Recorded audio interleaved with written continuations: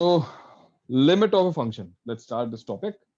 Tell me if you have any idea about limits. कुछ 11th standard में college lectures में थोड़ा बहुत लिमिट का आइडिया लगा था? किसी को कुछ पता है इसके बारे में? कोई कुछ बोलना चाहता है? 2 शब्द. सर ऐसा है क्या सर कि जैसे कुछ तो बोलो. फंक्शन की वैल्यू हाँ, फंक्शन की sir value custom domain type का होता है, मतलब हम प्रोवाइड कर देते हैं वो इंटीग्रेशन में जो लिमिट्स लगा, इंटीग्रेशन की limits, custom sir, domain. Limits का ऐसा बोल सकते हैं क्या कि वो लिमिट पे अगर फंक्शन डिफाइन नहीं है तो हम लोग उसको टेंड कर देंगे उस पे, तो हम लोग उस पे उसका वैल्यू डाल देंगे. ठीक है, चलो. तो सबसे पहले मैं इसका नोटेशन समझ ले भैया. लिमिट की मीनिंग में तुम्हें समझाता हूँ. इसका पहले तुम मैथमेटिकल नोटेशन समझो. It is represented something like this as limit x tending to a. इसको क्या पढ़ते हैं मैं भी बताता हूँ. f of x equals to let's say l. अब ये जो मैंने लिखा है, ये जो मैथमेटिकल स्टेटमेंट है, इसको पढ़ते क्या है? इसको पढ़ते हैं लिमिट. लिख देता हूँ limit x tends to a. Limit x tends to a, f of x equals to l.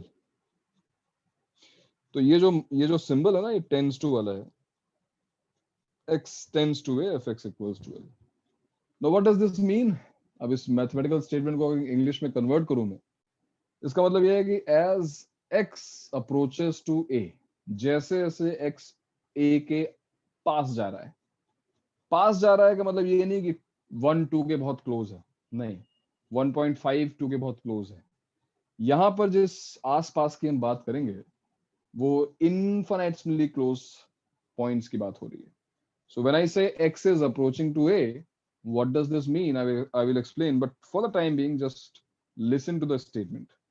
As x approaches to a, f of x will approach to l. इस सेंटेंस का मतलब ये है कि जैसे जैसे x a के आसपास जाएगा, f x l के आसपास जाएगा. फॉर एग्जाम्पल, इसको एग्जाम्पल से समझते हैं. जैसे मान लो मैंने पूछा कि what is limit x tending to 1 x square equals to, right. सबसे पहला काम तुम्हें ये करना है, जो एनसीईआरटी बुक्स में गलत है, इस तरीके से वो पढ़ाते हैं कि भाई पहली एक्सरसाइज में क्या है, आप x को 1 डाल दो. सबसे पहले हमको यही समझना है कि x यहाँ पे 1 नहीं है. मेरी बात फिर से ध्यान सुनो. इस क्वेश्चन का आंसर क्या होगा? इस क्वेश्चन का आंसर वो नंबर होगा जिसकी तरफ x स्क्वायर अप्रोच करेगा. कब? जब x 1 को अप्रोच कर रहा होगा. चलो let's take a look at the graph of x square. एक बार x स्क्वायर का हम ग्राफ देखते हैं और समझने की कोशिश करते हैं कि फिर से एक बार कि इस सेंटेंस का मतलब क्या है. x स्क्वायर तो बताइए, सिंपल पैराबोला है.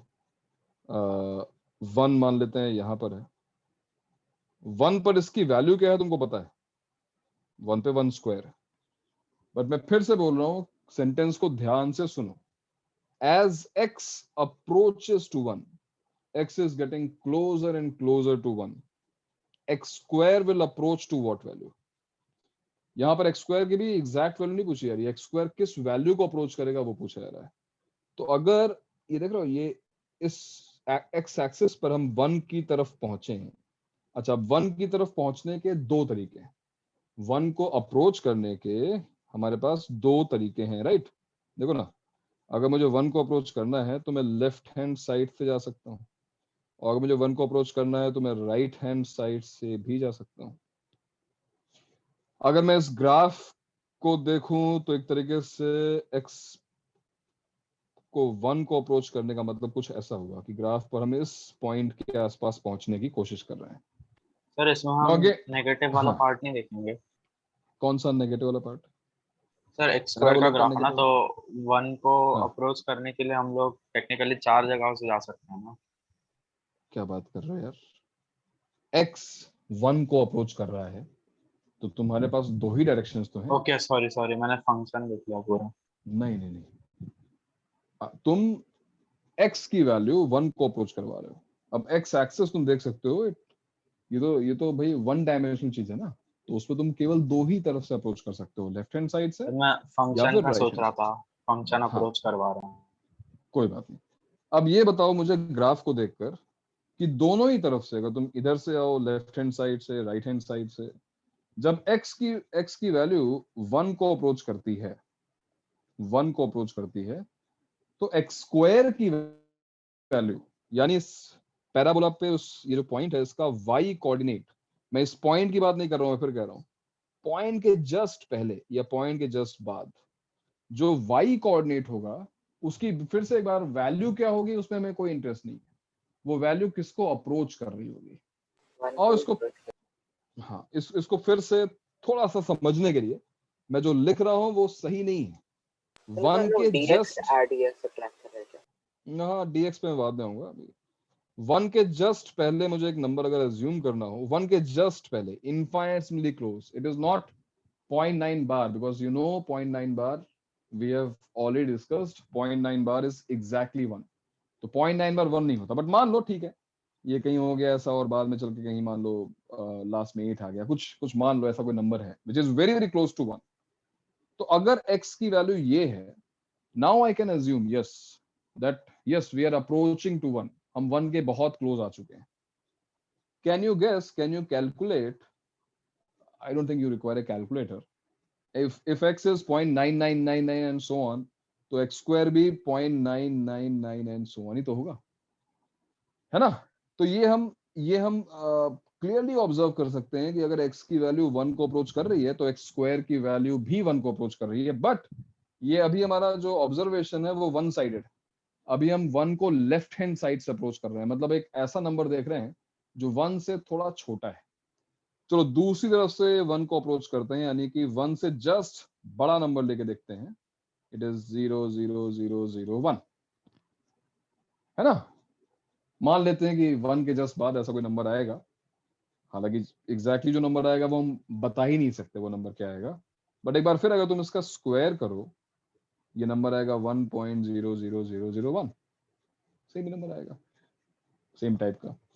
एक बार फिर जो वैल्यू आ रही है हमें उसमें इंटरेस्ट नहीं है, इन दोनों वैल्यूज को देखो और ये चेक करो कि ये दोनों वैल्यूज किस नंबर को अप्रोच कर रहे हैं। तो एक्स स्क्वायर भी 1 को अप्रोच कर रहा है और यहां पर भी एक्स स्क्वायर जो है वो 1 को अप्रोच कर रहा है। एक बार फिर हम कह सकते हैं कि ये 1 को लेफ्ट से अप्रोच कर रहा है और ये 1 को राइट से अप्रोच कर रहा है। यहाँ पे 1 माइनस का मतलब है 1 से स्लाइटली छोटा और 1 प्लस का मतलब है 1 से स्लाइटली बड़ा। So this is the definition of limits. Definition of limit में ये बहुत इंपॉर्टेंट है समझना कि मैंने यहाँ पे 1 नहीं रखा है। And why this is important, because answer तो अभी भी 1 ही आया। इस क्वेश्चन का आंसर तुम 1 ही लिखोगे। क्यों 1 लिखोगे, क्या तुम्हें समझ में आया? यहाँ पर तुमने इस क्वेश्चन का आंसर 1 क्यों लिखा है? क्योंकि वो वैल्यू Did you 1 के understand? तरफ अप्रोच करेगी, Yes. 1 नहीं है। ये मैं फिर रिपीट कर रहा हूँ। इसका रीजन ये नहीं है कि आपने एक्स स्क्वायर में एक्स को 1 डाल दिया इसलिए आंसर 1 आ गया। I am not asking you the value of f1, मैं ये पूछ रहा हूँ कि अगर x 1 को अप्रोच करेगा तो x स्क्वायर किस वैल्यू को अप्रोच करेगा। अब इतना एम्फेसिस क्यों है इस बात पर कि x को 1 नहीं रखना चाहिए? x को 1 क्यों नहीं रखना चाहिए समझने के लिए और एक और एग्जांपल देखते हैं। तो मैं एक और एग्जांपल दिखाता हूँ। जैसे मान लो मैंने पूछा limit x tending to 1, this time we have suppose x minus 1 upon x minus 1. ये देखो limit x tending to 1, x minus 1 upon x minus 1. एक बार फिर अगर तुम्हें ग्राफ की जरूरत हो तो मैं ग्राफ बना देता हूँ। ये देखो ग्राफ, ये रहा ग्राफ। कैसा ग्राफ होगा अभी? कैसा ग्राफ होगा y equals to x minus 1 upon x minus 1 का? तो obviously x minus 1 upon x minus 1 ये दोनों कैंसिल कर सकते हैं, बट कब? if x is not not equal to 1. if x is not equal to 1. तो जो ग्राफ हमारा बनेगा वो ग्राफ कुछ ऐसा होना चाहिए। 1 इसके डोमेन में नहीं है, बाकी सारे पॉइंट्स इसके डोमेन में हैं और इसकी वैल्यू 1 है सारे पॉइंट्स पर। अब मेरे इस क्वेश्चन का आंसर को बताएगा, क्या आंसर होना चाहिए इसका? व्हाट इज सर लिमिट 1 ही होना एक्स? चाहिए ना, इसका आंसर 1 ही होना चाहिए ना। 1 ही होना चाहिए, वो कह रहा है। क्या अभी सभी लोग अग्री करते हैं या फिर इसका आंसर बोलते हैं नॉट हाँ। डिफाइंड होना Yes, चाहिए? sir. नहीं सर 1 ही हो। सर 1 ही होना चाहिए। Yes. No, हाँ, this should be your first example. That's why I say भाई NCERT बुक्स को चेंज होना पड़ेगा। NCERT बुक्स की पहली एक्सरसाइज ये होती है, फिर सभी को लगता है कि बस वैल्यू डालो, आंसर निकालो, काम खत्म। तुम्हें ये चीज सबसे पहले समझनी होगी कि हमको वैल्यू नहीं डालनी। हम वैल्यू नहीं डाल रहे हैं, हमें इस बात से मतलब ही नहीं है कि 1 पे क्या हो रहा है, क्योंकि हमसे वो पूछा ही नहीं आ रहा है।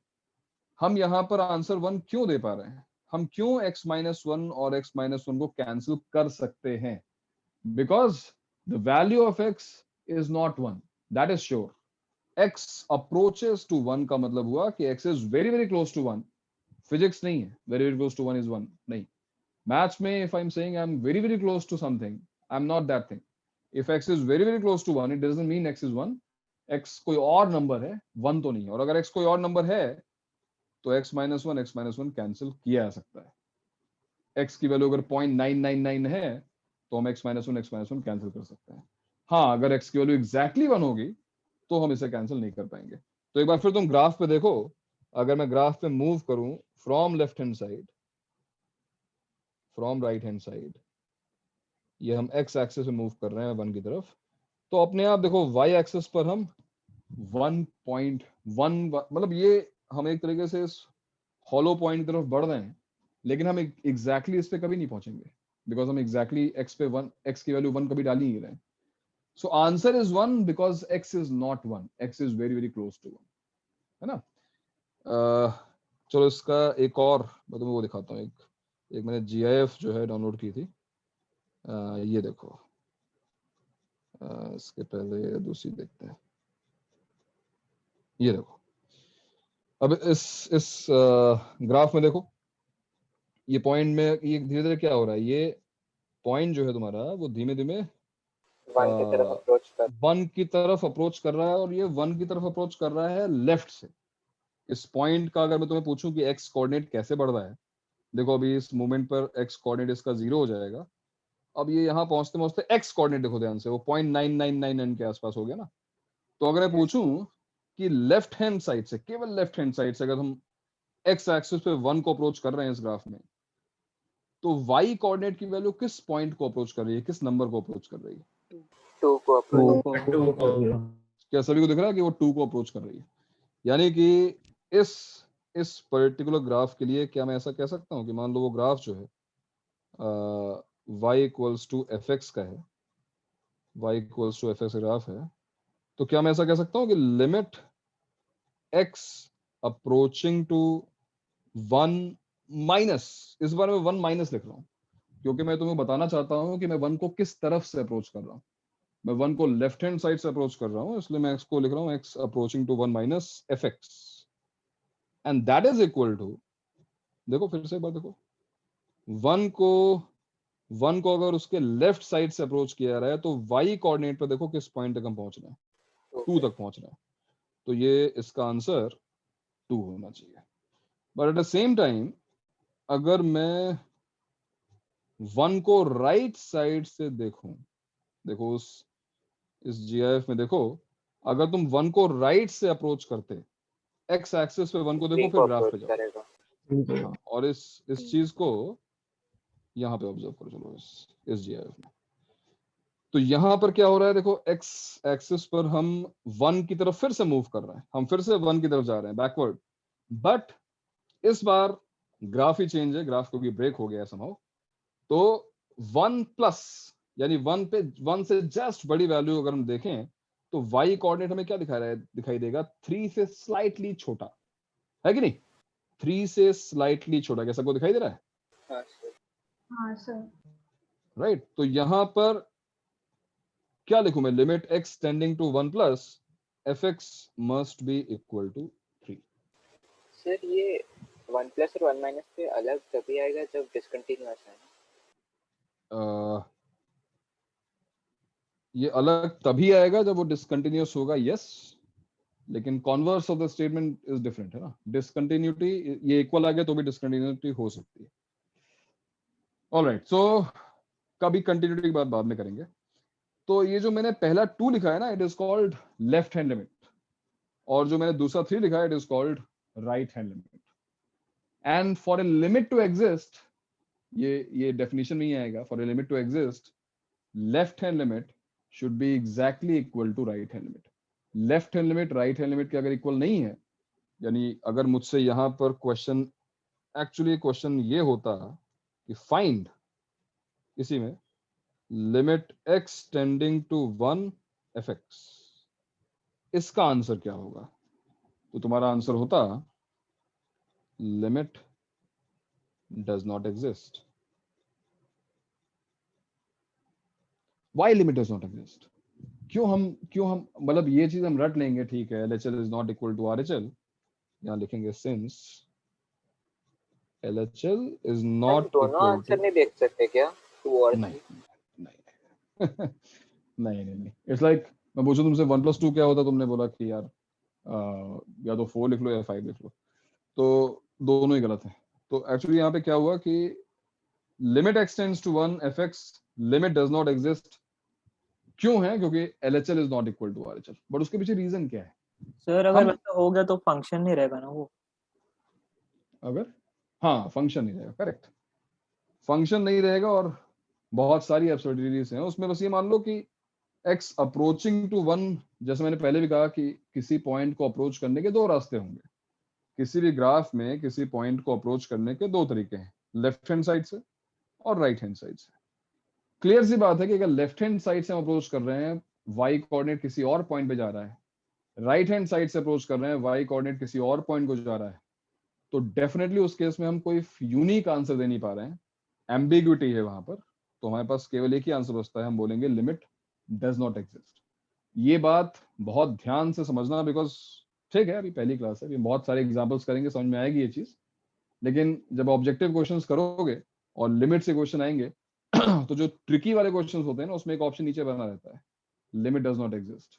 तो उसमें कुछ ना कुछ मिस्टेक करके लोग आंसर लिख देते हैं और बदलता है कि लिमिट उसकी एग्जिस्ट कर ही नहीं रही थी।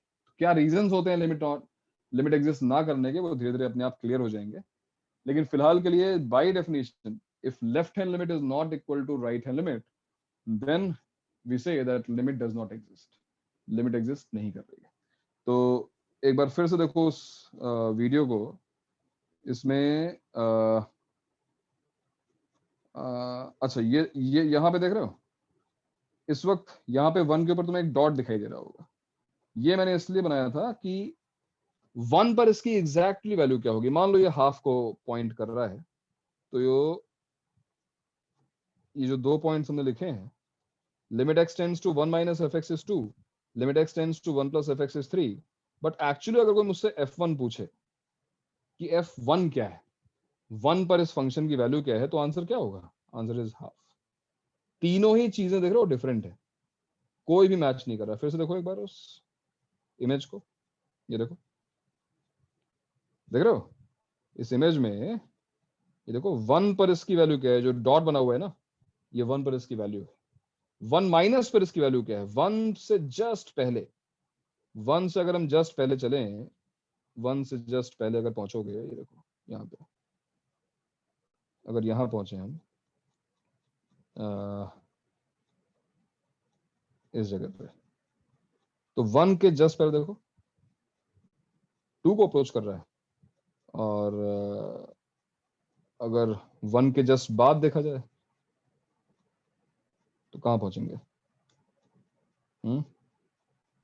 3 पहुंचेंगे। तो तीनों वैल्यूज देखो डिफरेंट आ रही हैं, 2, 3 एंड हाफ। और सबसे इंपॉर्टेंट फिर से यही पॉइंट है कि हम f1 की बात बिल्कुल नहीं कर रहे हैं, हम बात कर रहे हैं f(1 - की, f(1 + की), राइट। तो ये देखो, limit x tends to 1 - fx is 2, limit x tends to 1 + fx is 3, limit, and f1 is 0.5, f1 जो है वो 0.5 है, और ये है, दोनों क्लब कर दो तो कुछ ऐसा हो रहा है। वन को लेफ्ट से एक अप्रोच कर doubt रहे है। हैं, वन को, हाँ सर f of 1 माइनस निकाल सकते हैं क्या? एफ ऑफ वन माइनस निकाल नहीं सकते हैं। एफ ऑफ वन माइनस, अगर तुम वन माइनस डिफाइन करते हो, वन से जस्ट छोटी वैल्यू अगर वन माइनस है, तो फिर इस फिगर के हिसाब से f of one minus is two minus. देखो ना, टू से जस्ट छोटा। हाँ sir. F of one plus is three minus. और इस तरीके से देखना भी जरूरी है। क्यों जरूरी है, मैं अभी तुम्हें आगे अच्छे क्वेश्चन जब आएंगे ना, तो मैं तुम्हें दिखाऊंगा कि ये एक चीज क्यों जरूरी है सोचना, कि हमारा जो आंसर आ रहा है वो ठीक है, वो आंसर में टू लिख दिया, थ्री लिख दिया, बट एक बार ये भी देखना जरूरी है कि वो टू को अप्रोच कर रहा है। तो टू को अप्रोच किस तरफ से कर रहा है? हमारा आंसर अगर टू है तो एग्जैक्ट आंसर क्या है? टू माइनस है कि टू प्लस है, थ्री माइनस है कि थ्री प्लस है? ये चीज भी अच्छे क्वेश्चन से बड़ी इंपॉर्टेंट होगी। ठीक है भाई, तो ये जो है लिमिट्स की डेफिनेशन है। ये लिमिट एग्जिस्ट करे इसके लिए कंडीशन है। तो डेफिनेशन तुम एक बार चाहो तो लिख सकते हो। जो एग्जैक्ट डेफिनेशन है वो तुम बीटेक में लिखोगे, और मैं उसको बताऊंगा नहीं, बिकॉज उसमें कंफ्यूजन तुम्हें हो जाएगा। तो लिमिट की जो एक्चुअल डेफिनेशन है वो एप्सिलॉन डेल्टा डेफिनेशन है, वो एक्यूरेट डेफिनेशन है एक्चुअली। उसकी हेल्प से फिर अब वो ग्रेजुएशन में समझाएंगे वैसे। तो फिलहाल जो डेफिनेशन हमको पढ़नी है वो इतनी सी है कि limit x tending to a fx equals to L means what? As x approaches to a, f of x approaches to L. इतना ही जानना है, लिखने की भी जरूरत नहीं है। मैं बार बार ये चीज बोल चुका हूं, तुम्हें समझ में आ गई होगी। As x approaches to a, fx approaches to L. And for a limit to exist, LHL should be equal to RHL. यहां भी लिख लेंगे। जल्दी से इस क्वेश्चन का आंसर कौन बताएगा भाई? इस क्वेश्चन का आंसर मुझे, चलो अभिजीत पहला क्वेश्चन ट्राई करो, बताओ।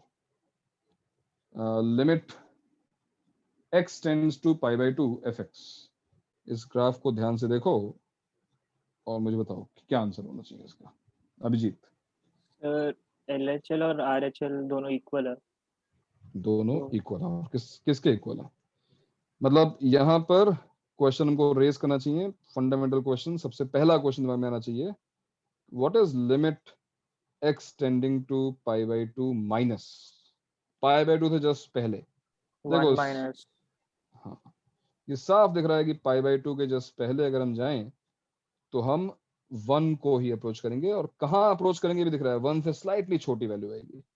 तो limit x tend to pi by two minus f of x is approaching to one. One minus लिख सकते हो एग्जैक्ट दिखाने के लिए।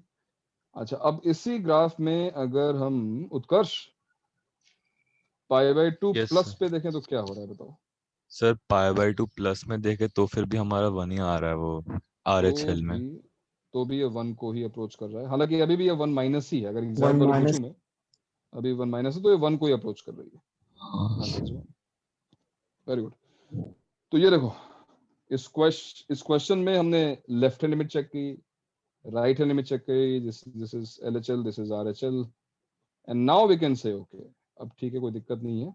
सो limit x tends to pi by two f of x equals to 1. As x approaches to pi by 2 from left hand side or right hand side, fx will always approach to 1. समझ में आया भाई? चलो note कर लो उसको, sir एक doubt note है करो। हाँ बताओ। सर जब पाई से पाई बाय टू पे जाएंगे हम लोग राइट हैंड साइड से जब अप्रोच करेंगे तब वो लिमिट वन माइनस को कैसे अप्रोच करेगा? तुम देखो, तुम पाई से पाई बाई टू तरफ बढ़ रहे हो, तुम इस ग्राफ पे ऊपर जा रहे हो, ये हम जा रहे हैं, और हम पाई बाई टू के बहुत क्लोज पहुंच चुके हैं। अब जरा इस पॉइंट को नोटिस करो। ये पॉइंट तुम्हें क्या लग रहा है? ये पॉइंट वन के नीचे आएगा या ऊपर आएगा? नीचे आएगा। Yes sir. है ना? इस ग्राफ को देख के आई डोंट नो ये अब एग्जैक्टली साइन एक्स है या नहीं है, लेकिन ग्राफ को देख के साफ समझ में आ रहा है कि ये वन के नीचे है, इसलिए हम वन माइनस लिख रहे हैं इसको, है ना? यस। चलो भाई, इसका सोल्यूशन सब लोग नोट कर लो, और हम सेकंड क्वेश्चन तरफ ऊपर करो। अच्छा, सर हम ऐसा बोल सकते हैं क्या कि मतलब जो भी ग्राफ डिसकंटिन्यूअस है उसका लिमिट एग्जिस्ट नहीं करेगा? देखो तुम कंटिन्यूटी में मत जाओ, अब हमने पढ़ा नहीं। देखो ये डिसकंटिन्यूअस है, पता है? π/2 पर ये सर्कल का मतलब समझते हो कि π/2 पर इसकी वैल्यू है ही नहीं। यानी इस क्वेश्चन में अगर मैं तुमसे पूछता, मान लो यहाँ पर एक और क्वेश्चन पूछा जाए, and what is f of π/2? f of π/2 क्या होगा? ग्राफ को देखो, ग्राफ को देखना सबको आता है। ये हॉलो सर्कल यहाँ जो बनता है उसका मतलब क्या होता है? नॉट उसका मतलब डिफाइंड होता होगा। है, हाँ ये पॉइंट है ही नहीं। नॉट ये include. Simply this is not included, that means output is not defined, क्योंकि तो वहां इनपुट पर है ही ग्राफ नहीं, टूट गया है। ग्राफ ब्रेक हो गया। तो this graph is actually discontinuous. ये ग्राफ डिसकंटिन्यू हो गया π/2 पर। अब अगर केवल डोमेन की बात की जाएगी, अब कंटिन्यूटी में हम इस चीज को आगे बढ़ेंगे, तो कंटिन्यूटी के बारे में डिस्कशन मत करो। ये अलग बात है कि उल्टा जो उसने स्टेटमेंट दिया था ना, कि अगर ग्राफ कंटिन्यूअस है, कोई ग्राफ तुम्हें कंटिन्यूअस दिखाई दे रहा है, ये ग्राफ मुझे कंटिन्यूअस दिखाई दे रहा है, मैं इस पॉइंट पे चेक करना चाहता हूँ लिमिट। अब LHL RHL हमेशा सेम आएगी, इस बात में कोई डाउट नहीं। अगर ग्राफ कंटिन्यूअस है तो लेफ्ट हैंड लिमिट और राइट हैंड लिमिट हमेशा सेम आएगी, और ये बात मैं आगे लिखवाऊंगा। अभी फिलहाल तुम क्वेश्चन देखो, अगला क्वेश्चन देखो, ट्राई करो इसको। इस क्वेश्चन को कौन ट्राई कर रहा है? अक्षिता, अक्षिता ट्राई करेगी इसको। हाँ सर। हाँ अक्षिता बताओ, इसका मैं अगर लेफ्ट हैंड लिमिट लिखूं तो लेफ्ट हैंड लिमिट का मतलब होगा क्या? Limit x tends to 1 minus f of x. Now look at this graph and tell me, what do you think is the value of fx? Fx is approaching to that value as x is approaching to 1 from left hand side. Left hand side से 1 को approach करना है, तो y किस तरफ जा रहा है? y किस पॉइंट को अप्रोच कर रहा है? देखो ना ग्राफ, बताओ।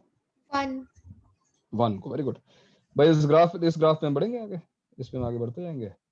ऑब्वियसली इस 1 पर देखो, इस बार इससे सर्कल नहीं किया, तो 1 पर इसकी वैल्यू 1 है, लेकिन हम 1 की बात नहीं कर रहे हैं, 1 से जस्ट पहले की बात कर रहे हैं, तो 1 से स्लाइटली छोटी हो जाएगी, और 1 माइनस 1 को अप्रोच कर रहा है। Very good. Rajat, right hand limit क्या होगा भाई?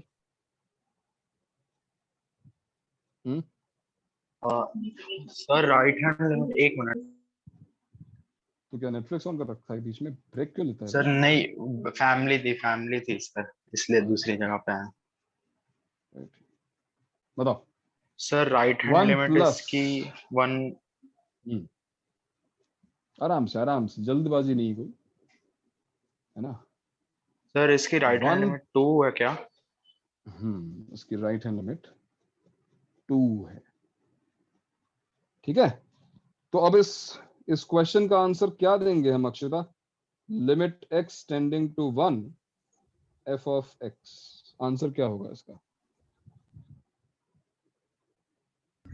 सर LHL और RHL सिमिलर नहीं है ना?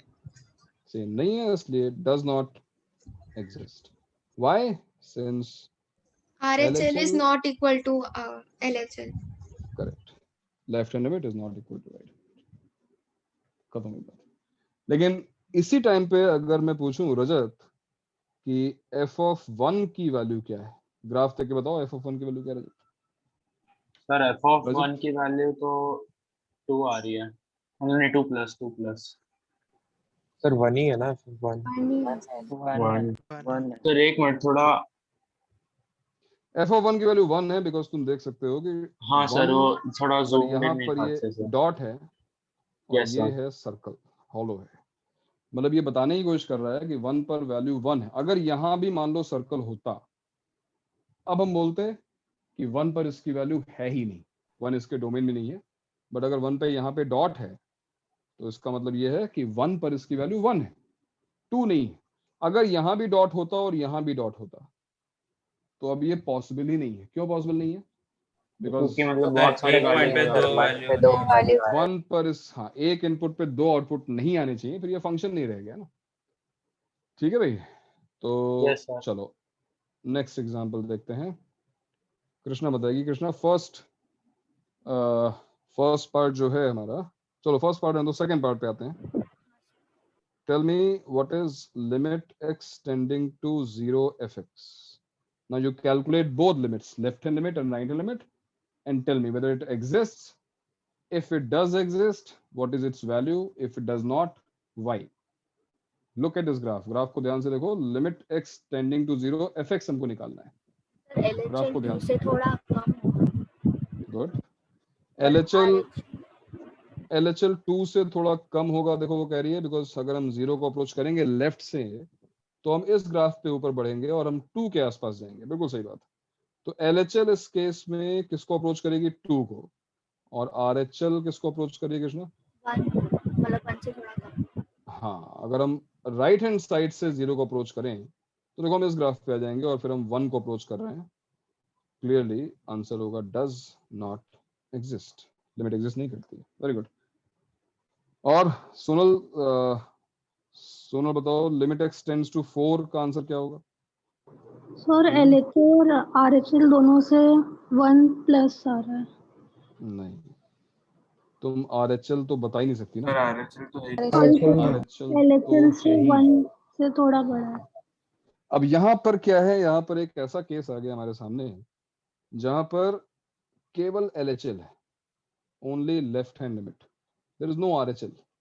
सो वी आर लीस्ट बॉदर्ड. हमको RHL से फिर मतलब ही नहीं है. ये केस है वन साइडेड लिमिट का. This is one sided limit. ठीक है. तो अगर इस फंक्शन का डोमेन तुम्हें बताया गया कि हाँ भी इसका डोमेन -1 to 4 ही है, तो हमें 4 के बाद क्या हो रहा है उससे फर्क ही नहीं पड़ता है अगर ये बताया गया है ना. यानी यहां पर हमें 4 माइनस ही निकालना है.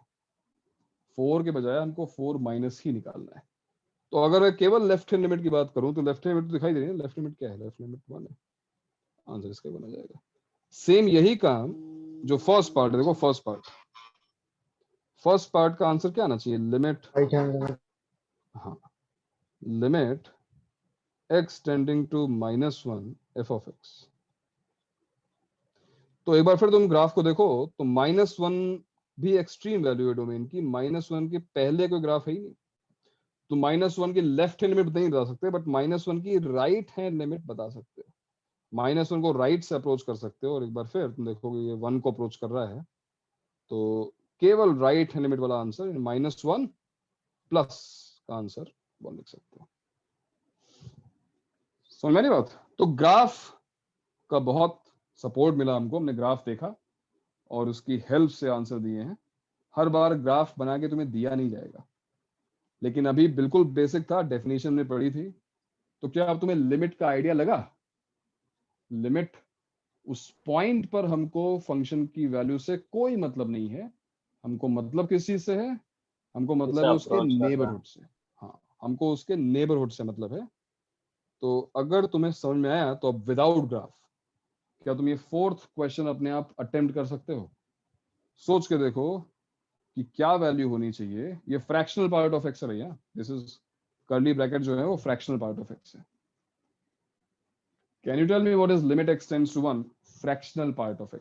आराम से, टेक योर टाइम, कोई जल्दी नहीं है. सोच के बताओ.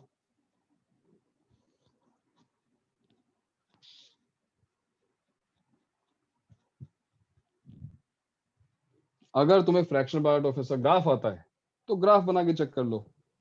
अदरवाइज सर 1 माइनस होगा क्या? क्या चीज 1 माइनस है? LHL या RHL? LHL. LHL 1 माइनस यानी 1 को अप्रोच करिए तो से LHL इज 1 अगर तुम बोलना चाहते हो, है ना. Don't say 1 minus. 1 minus approach किसको कर रहा है? 1 को अप्रोच कर रहा है. ठीक है. और तुम्हारे हिसाब से RHL क्या है? RHL नहीं होगा. RHL नहीं होगा. RHL नहीं होगा. RHL है ही नहीं. सर वन साइड क्या हो गया भाई? RHL इसकी है ही नहीं. सर लिमिट डिफाइन नहीं होगा क्योंकि RHL के कारण वो 0 के पास आ जाएगा और LHL के कारण वो 1 पे आएगा. तो नहीं, तो भाई मैं RHL पूछ रहा था. RHL 0 होगी क्या? RHL 0 है? सर 0 प्लस होगा. ठीक है, 0 प्लस 0 को अप्रोच कर रहा है. सही बात है, 0 प्लस होगा. तो ये देखो, ये रहा हमारा फ्रैक्शनल पार्ट ऑफ x का ग्राफ.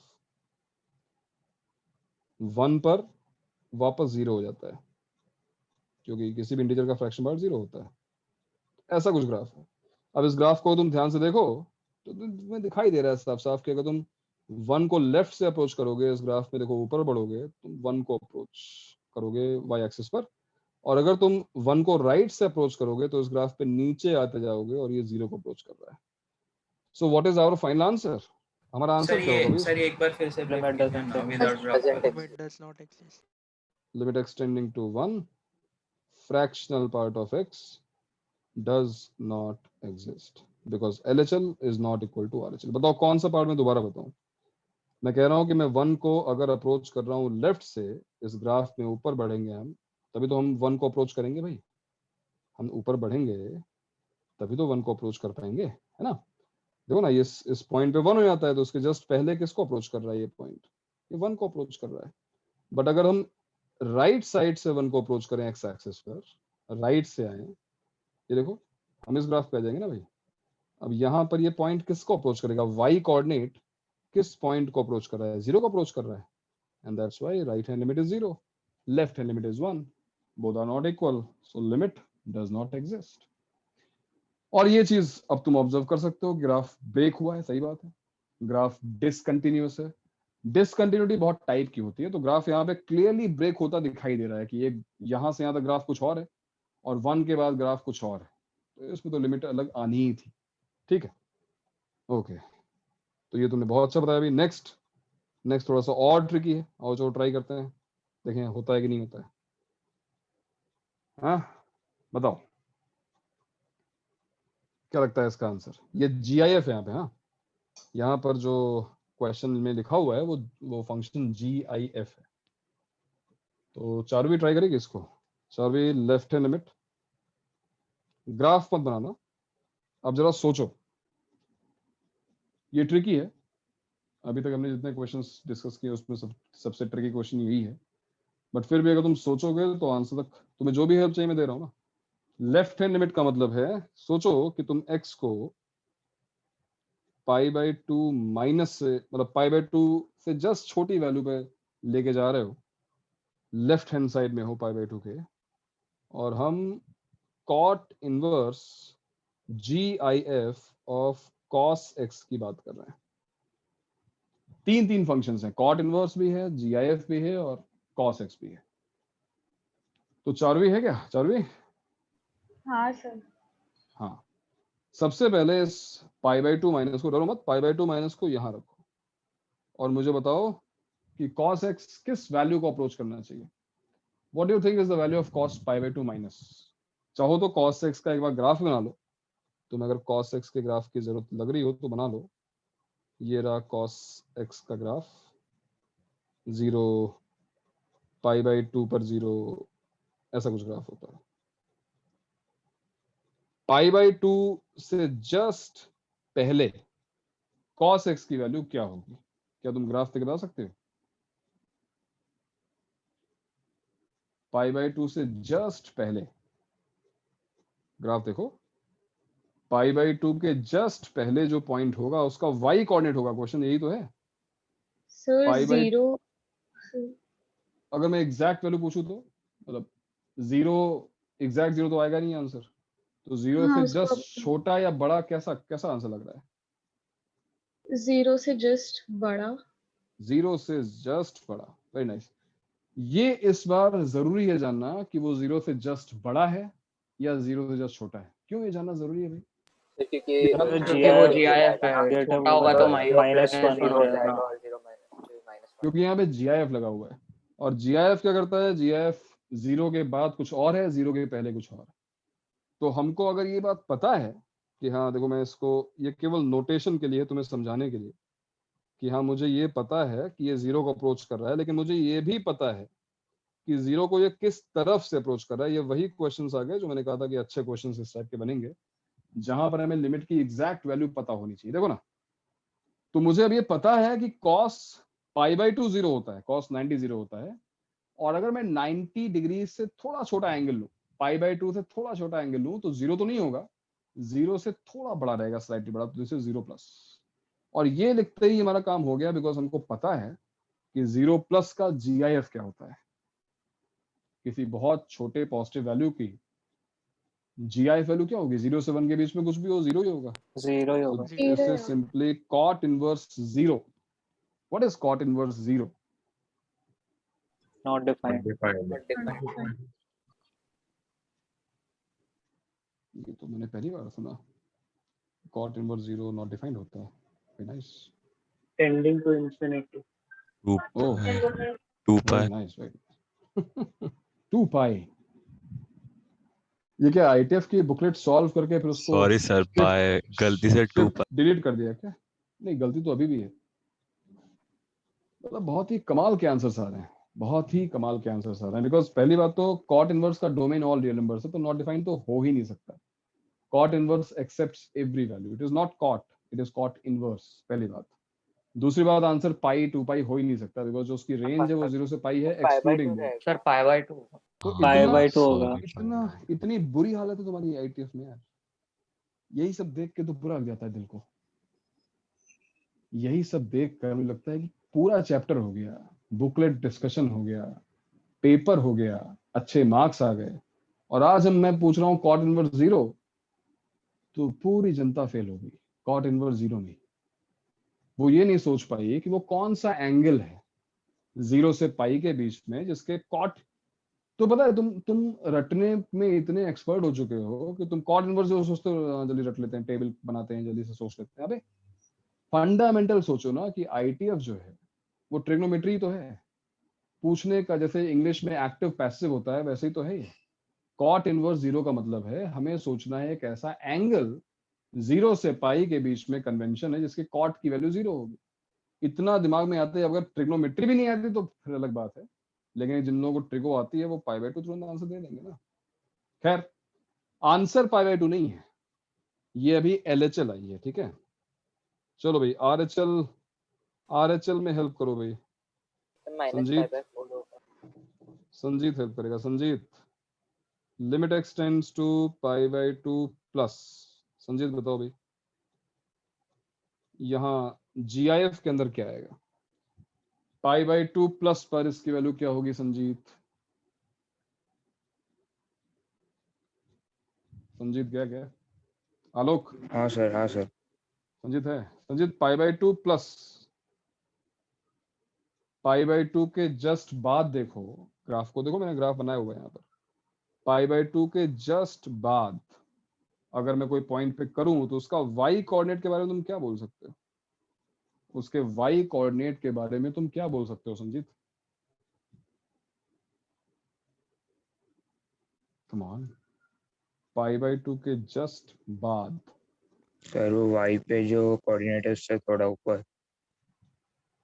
y का जो कोऑर्डिनेट है उससे थोड़ा ऊपर? ये बात समझा नहीं मैं।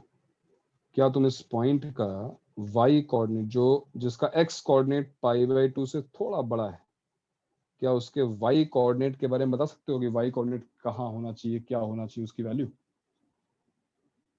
आलोक, क्या होना चाहिए भाई? सर ये -1 होगा क्या? -1 बहुत दूर है यार, -1 यहाँ पर है ना, -1 तो 3 पाई बाय 2 पे होगा ना। मैं तो पूछ रहा हूँ कि जब हम पाई बाय 2 के आसपास होंगे, पाई बाय 2 से थोड़ी सी बड़ी वैल्यू होगी, पाई बाय 2 से स्लाइटली बड़ी वैल्यू। देखो पाई बाय 2 पे इसकी वैल्यू क्या है भाई? पाई बाय 2 पे इसकी वैल्यू 0 है ना यार, एक्स एक्सिस पे कट कर रहा है ना, तो पाई बाय 2 के जस्ट बाद क्या होगा? जस्ट बाद क्या हो गया भाई? तुम लोग ग्राफ तो जीरो कर से लिए? नीचे सर चला 0 माइनस। हाँ, लेकिन ये लोग ग्राफ देख क्यों नहीं पा रहे हैं? मुझे समझ में नहीं आ रहा है कि यहाँ पर साफ साफ लिखा हुआ है पाई बाय 2। लिखा नहीं भी होता तो पता होना चाहिए cos x पाई बाय 2 पे कट करता है। पाई बाय 2 से हम स्लाइटली थोड़ा सा आगे जाएंगे, मान लो इस पॉइंट पे आ गए। मैं ये तो पूछ रहा हूँ कि इस पॉइंट के करस्पॉन्डिंग इस ग्राफ पे पॉइंट मान लो P है, इस पॉइंट P का y कोऑर्डिनेट क्या होगा भाई? देख लो ना यार, किसको अप्रोच करेगा? 0 से थोड़ा ही तो नीचे आए हम, 0 माइनस ही तो होगा। चलो भाई 0 माइनस, लेकिन 0 माइनस इस बार लिखना जरूरी है।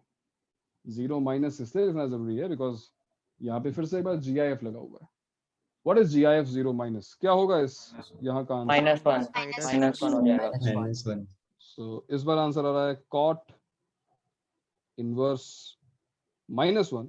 लिमिट की कोई जरूरत है नहीं, -1 बन गया वो। What is cot inverse -1 Radhika? Cot inverse minus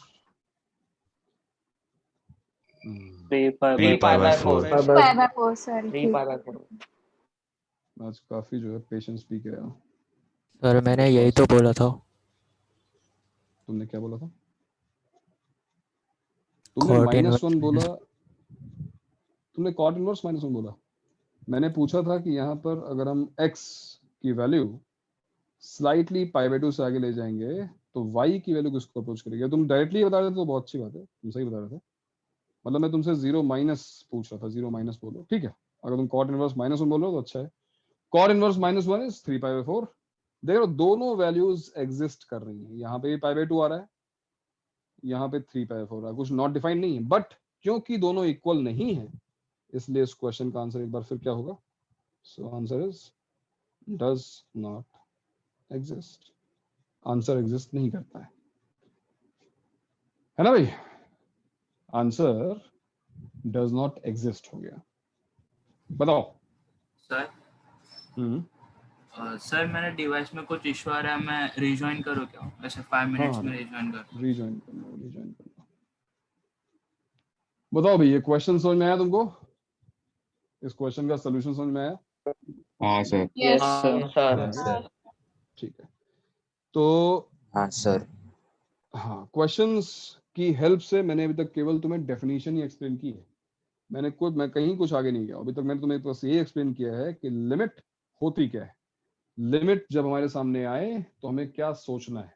हमें सोचना है एक फंक्शन की वैल्यू उस पर्टिकुलर पॉइंट के नेबरहुड में, ना कि उस पर्टिकुलर पॉइंट के ऊपर। उस पॉइंट पर क्या हो रहा है हमें उससे कोई मतलब नहीं है। उस पॉइंट पर उसकी वैल्यू क्या है या नहीं है, उससे भी कोई मतलब नहीं है। उसके नेबरहुड में क्या हो रहा है, उसके राइट में क्या हो रहा है, उसके लेफ्ट में क्या हो रहा है, उससे है मतलब, है ना। तो इस चीज को हम जरा पेन डाउन करते हैं, उसको नोट करते हैं। डेफिनेशन में लिखवाई थी, यहाँ पर थोड़ा सा जैसा बुकिश लैंग्वेज में लिखा होता है। सेकेंड पॉइंट थियरी का मान लो, जहाँ पे हम डिफाइन करते हैं left hand limit and right hand limit. So what is left hand limit and right hand limit? देखो दो नोटेशंस यहाँ पे यूज किए जाते हैं। एक नोटेशन ये वाला है जो कि इजी है, समझना भी आसान है। Limit x tends to a minus f of x is left hand limit. Books में हालांकि तुम्हें दिखाई देगा कुछ ऐसा, limit x tending to a minus h f of x, where h is a very very small but positive value। तुम देखो दोनों का सेंस सेम ही तो है। अगर हम a में से कोई बहुत छोटी वैल्यू सब्ट्रैक्ट कर दें, जैसे 1 में से 0.00001 सब्ट्रैक्ट कर दें, तो हम किस वैल्यू पहुंचेंगे? 1 से जस्ट छोटी वैल्यू पे ना। उसी को तो हम 1 माइनस बोल रहे थे, उसी को तो हम यहाँ पे a माइनस लिख रहे हैं। ये केवल नोटेशन है। तुम a माइनस h स्कूल में लिखना, लेकिन जब ऑब्जेक्टिव क्वेश्चन सॉल्व कर रहे हो तो a माइनस लिखना बेटर है। क्यों इतना लिखना है एफर्ट मारना है? तो लेफ्ट हैंड लिमिट सबको क्लियर है ऑलरेडी, हम काफी क्वेश्चन डिस्कस कर चुके हैं। This is left hand limit and limit x tending to a plus fx। a plus का मतलब क्या है? a से स्लाइटली बड़ा, and that is right hand limit, जिसको बुक में तुम देखोगे तो नोटेशन ये वाला होगा, x tending to a plus h f of x, where again h tending to 0 plus. x positive number है, बहुत छोटा, तो अगर उसको ऑब्वियसली किसी नंबर में ऐड करेंगे तो हम स्लाइटली राइट में चले जाएंगे, थोड़ा सा उससे बड़ी वैल्यू हमको मिल जाएगी। और लेफ्ट हैंड लिमिट और राइट हैंड लिमिट क्यों इंपॉर्टेंट है? If LHL equals to RHL, let's say equals to L, only then limit x tending to a fx will also be equal to L। तो जब left hand limit और right hand limit दोनों equal होंगी तभी हम कह सकते हैं कि फंक्शन की लिमिट एग्जिस्ट करती है और उसका आंसर जो भी आ रहा है वो है, अदरवाइज लिमिट एग्जिस्ट नहीं करती है, otherwise limit does not exist.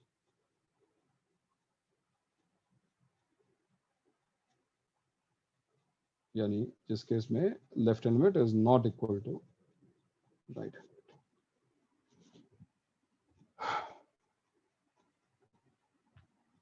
हाँ भाई, नोट कर लो उसको, ये पॉइंट, एक सेकंड पॉइंट नोट कर लो, LHL RHL।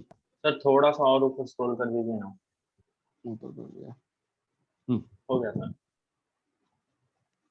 हाँ भाई, कौन पूछ रहा था? सर हाँ, वो अगर x वो ऊपर वाले डेफिनेशन में अगर h को हम लोग 0 माइनस पे टेंड करवा देंगे तो वो RHL ही बन जाएगा ना? बिल्कुल LHL के बिल्कुल डेफिनेशन। बिल्कुल सही बात। ऊपर वाली ही डेफिनेशन में अगर मैं h टेंड्स टू 0 प्लस की जगह पर 0 माइनस लिखता तो वो एक्चुअली a प्लस h बन गया एक तरीके से ना। सही बात, बिल्कुल सही बात। हाँ भाई, तो ये है लिमिट, है ना। लिमिट का एडवांटेज क्या है? लिमिट हमें भाई फॉर एग्जांपल याद है स्टार्टिंग में तुमसे कुछ इंटरेस्टिंग चीजें डिस्कस हुई थी जो हमारी, तो हमने डिस्कस किया था कि एनी नंबर पावर 0 इज 1, किसी भी नंबर पे 0 रेज कर दो आंसर 1 आता है। बट यहां पे लिखा गया था कि a should not be equal to 0। 0 power 0, 0 power 0 में क्या प्रॉब्लम है? 0 पावर 0 क्या 1 होगा? क्या 0 पावर 0 एग्जिस्ट करता है? नहीं। हमने प्रूफ किया था, अगर तुम्हें याद हो, a पावर 0 इक्वल टू 1 क्यों होता है, इसके प्रूफ से ये चीज हमको पता चली थी कि क्यों a को 0 नहीं रखा जा सकता। याद है कैसे प्रूफ किया था हमने इसको? लिखा था इसको a power x minus x, इसको लिखा था a power x divided by a power x, answer 1 आ गया था। बट इमेजिन करो कि ये यहाँ पे 0 है, अगर a यहाँ पे 0 होता तो क्या हम 0 0 कैंसिल कर पाते? नहीं कर पाते। That is why a should not be equal to 0। अब मान लो एक क्वेश्चन ऐसा रेज किया जाए कि limit x tending to 0 plus x power x, बताओ क्या होगा, है ना। मैं तुम्हें केवल एक आइडिया दे रहा हूं कि इस चैप्टर को पढ़ने का मतलब इसका एप्लीकेशन क्या है, इसका एडवांटेज क्या है। Limit x tends to 0 plus x power x की वैल्यू क्या होगी? एक बार फिर अगर तुम एग्जैक्ट वैल्यू रखने की कोशिश करोगे 0 power 0, you will not be anywhere, because 0 power 0 तो एग्जिस्ट करता ही होगी ना। बट अभी आते हैं। अब यहां पर डिस्कशन चल रहा है कि 0 पावर 0 का डिस्कशन नहीं चल रहा है, ये 0 plus two the power 0 plus का डिस्कशन चल रहा है। मतलब हम बात कर रहे हैं एक बहुत छोटे बट पॉजिटिव वैल्यू जिसको हमने बेस पे रखा है, और उसी छोटी और पॉजिटिव वैल्यू को हमने पावर में रखा है। ये एग्जैक्ट 0 नहीं है। अब तो आउटपुट आएगा भाई, अब आउटपुट आएगा और वो किसी वैल्यू को अप्रोच भी करेगा। अब अगर हम लॉजिकली सोचें, एक मिनट, अगर लॉजिकली सोचें, किसी भी नंबर की अगर पावर 0 होती है तो वो 1 को अप्रोच करता है। सही बात है। लेकिन फिर ये भी बात फैक्ट है कि किसी भी एक्सपोनेंशियल टर्म में अगर बेस 0 हो, अगर बेस 0 हो गया, 0 पावर 1, 0 पावर 2, 0 पावर 5, कुछ भी हो पॉजिटिव वैल्यू पावर में, तो आंसर 0 आता है। अब अगर बेस भी 0 है और पावर भी 0 है, ठीक है, बहुत क्लोज है, एग्जैक्ट 0 नहीं है, फिर भी बहुत क्लोज है, तो लॉजिकली तुम्हें क्या लगता है कि आंसर क्या आना चाहिए? बिकॉज ये तो क्लियर लग रहा है कि या तो आंसर 1 है, या तो आंसर 1 को अप्रोच करेगा, या फिर आंसर 1 ही होगा। 0 चलो ओके। तो इस चीज तक हम लॉजिकली भी पहुंच सकते थे अगर हमने चैप्टर को पढ़ लिया होता, डिस्कशन हो गया होता, बट अभी हम नहीं पहुंच सकते हैं। तो सर ऐसा 0 करते नहीं हैं, है ना, तो 1 होगा। 0 प्लस होना है। हाँ सर 0 प्लस। ठीक है, मैं अप्रोचिंग वैल्यू पूछ रहा हूँ। मान लो y equals to x power x है, और क्यों ना आज इस पे थोड़ा सा काम किया जाए, देखते हैं कि हो क्या रहा है। अब ये खुद कैलकुलेट करना तो मुश्किल होगा, चलो 0 के पास चलते हैं, 0 के पास चलने की कोशिश करते हैं। मतलब 0 के पास क्या चलोगे, ये x है, ये y है, ठीक है, x पावर x है। पहले मैं चलो मान लो 1 डाल देता हूँ, तो 1 पर इसकी वैल्यू 1 आएगी, फिर हाफ डाल दिया जाएगा, फिर मान लो 1/10 डाल दिया जाएगा, फिर 1/100 डाल दिया जाएगा, तो अपने आप हमको दिख जाएगा कि आंसर जो है वो किस वैल्यू को अप्रोच कर रहा है, ठीक है। और एक बार देखते हैं, चलो भाई 1 पे तो उसकी वैल्यू 1 आ गई है ना, लेकिन इसके लिए थोड़ा कैल्सी यूज कर लिया जाए, कैल्सी जो है यूज करते हैं। व्हाट इज 1/2 पावर 1/2, हाँ मतलब 0.5 रेज टू 0.5, आंसर इज 0.707 के आसपास, हाँ 1/2 ही है, तो आंसर इज 0.707। नोटिस करना कि ये डिक्रीज हुआ है, 1 से वैल्यू कम हुई है, तो वो लोग जो लोग 0 बोल रहे थे उनको थोड़ा सा कॉन्फिडेंस मिला होगा कि हाँ भाई नीचे आ रहा है, नीचे 1 से नीचे आ रहा है। हाँ और देखते हैं अगला मैंने क्या लिया है, 1/10 और छोटा कर दिया और हम 0 के क्लोज जा रहे हैं, और देखते हैं 1/10 पे क्या होता है। चलो 1/10 देखते हैं, 0.1 सर आगे रहेगा। अब 0.1, इसकी वैल्यू आ गई 0.794, और अब जो लोग सोच रहे थे कि ये वैल्यू कम हो रही है, ये वैल्यू बढ़ गई भाई, मतलब कंपेयरिंग टू 1/2 वैल्यू एक्चुअली बढ़ी है। और 1/100 देखते हैं, कैल्सी है तो कोई दिक्कत नहीं है, 1/100 के बाद 1/1000 देखेंगे, 1/100 पे क्या हो रहा है। 1/100 मतलब ऐसे बहुत छोटे नंबर्स ले रहा हूँ, इससे 0 के क्लोज ही पहुंचे, 0.01 पावर 0.01, इट इज 0.955, मान लो 0.955 बढ़ गई। व्हाट अबाउट 1/1000, 1/1000 का मतलब हो गया चलो 0.001 power 0.001, 0.993, 0.993। Can you tell me now, after all these observations, what should be the value of limit x tends to 0 plus x power x? x power x का answer क्या आना चाहिए, क्या लगता है? 1 सर 1 आना चाहिए।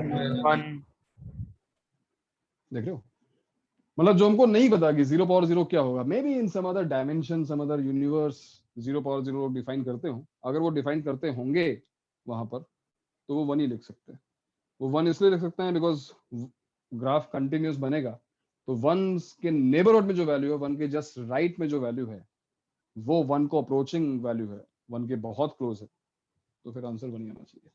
इसका ग्राफ अगर तुम बनाने की कोशिश करो तुम्हें थोड़ा सा आइडिया लग गया होगा कि 1 पर तो इसकी वैल्यू 1 थी, 1 पर इसकी वैल्यू 1 थी, बेसिकली छोटा सा पैराबोला बनेगा क्या? हाँ यहाँ से कम हुआ है, 1/2 पे कम हुआ है, लेकिन हमेशा कम नहीं हुआ है, इसके बाद ये कहीं ना कहीं से बढ़ना शुरू हुआ है। मतलब ये ग्राफ जो है कम हुआ है, मैं इसलिए बोल रहा हूँ बिकॉज हम 1 से हाफ जा रहे हैं, हाफ से 1 देखेंगे तो इंक्रीजिंग है एक्चुअली। 1 के बाद तो ये डेफिनेटली बढ़ेगा, इसमें कोई डाउट नहीं, बहुत ज्यादा तेज बढ़ेगा, बहुत ज्यादा तेजी से बढ़ेगा, बिकॉज x पावर x तुम देख रहे हो, 2 स्क्वायर 3 क्यूब 4 पावर 4 बहुत बड़े नंबर्स आ जाएंगे, बट 0 और 1 के बीच में कुछ तो स्पेशल हो रहा है, और 0 पे डिफाइन तो नहीं है, बट अगर ग्राफ की 0 के आसपास वैल्यूज देखी जाए तो 1 के बहुत क्लोज आ रही है, तो लिमिटिंग वैल्यूज की 1। So yes, 0 power 0 is not defined, but if we try to define it by substituting a value which is not 0, which is very close to 0, 0.10 times 0 and 1, बहुत छोटा नंबर, तो ये value approximately 1 हो जाएगी, ये value 1 के बहुत close आ जाएगी, ठीक है। नाउ यू नो, अब तुमको ये बात पता है ना, तो ये लिमिट्स है। बताओ भाई, बात समझ में आई तुमको ये? यस समझ में सर। आई? Yes sir. कौन ज्वाइन कर रहा है भाई? सॉरी। तो बड़ा इंटरेस्टिंग चैप्टर है, वो इंटरेस्टिंग इसलिए भी है बिकॉज अगर तुमने एनसीईआरटी में ध्यान से पढ़ा हो ना, जस्ट उल्टी बात यहाँ पे आती है। एनसीईआरटी वालों को लगता है बस वैल्यू डालते जाओ आंसर निकालते जाओ, लेकिन जस्ट उसका उल्टा चल रहा है यहाँ पर।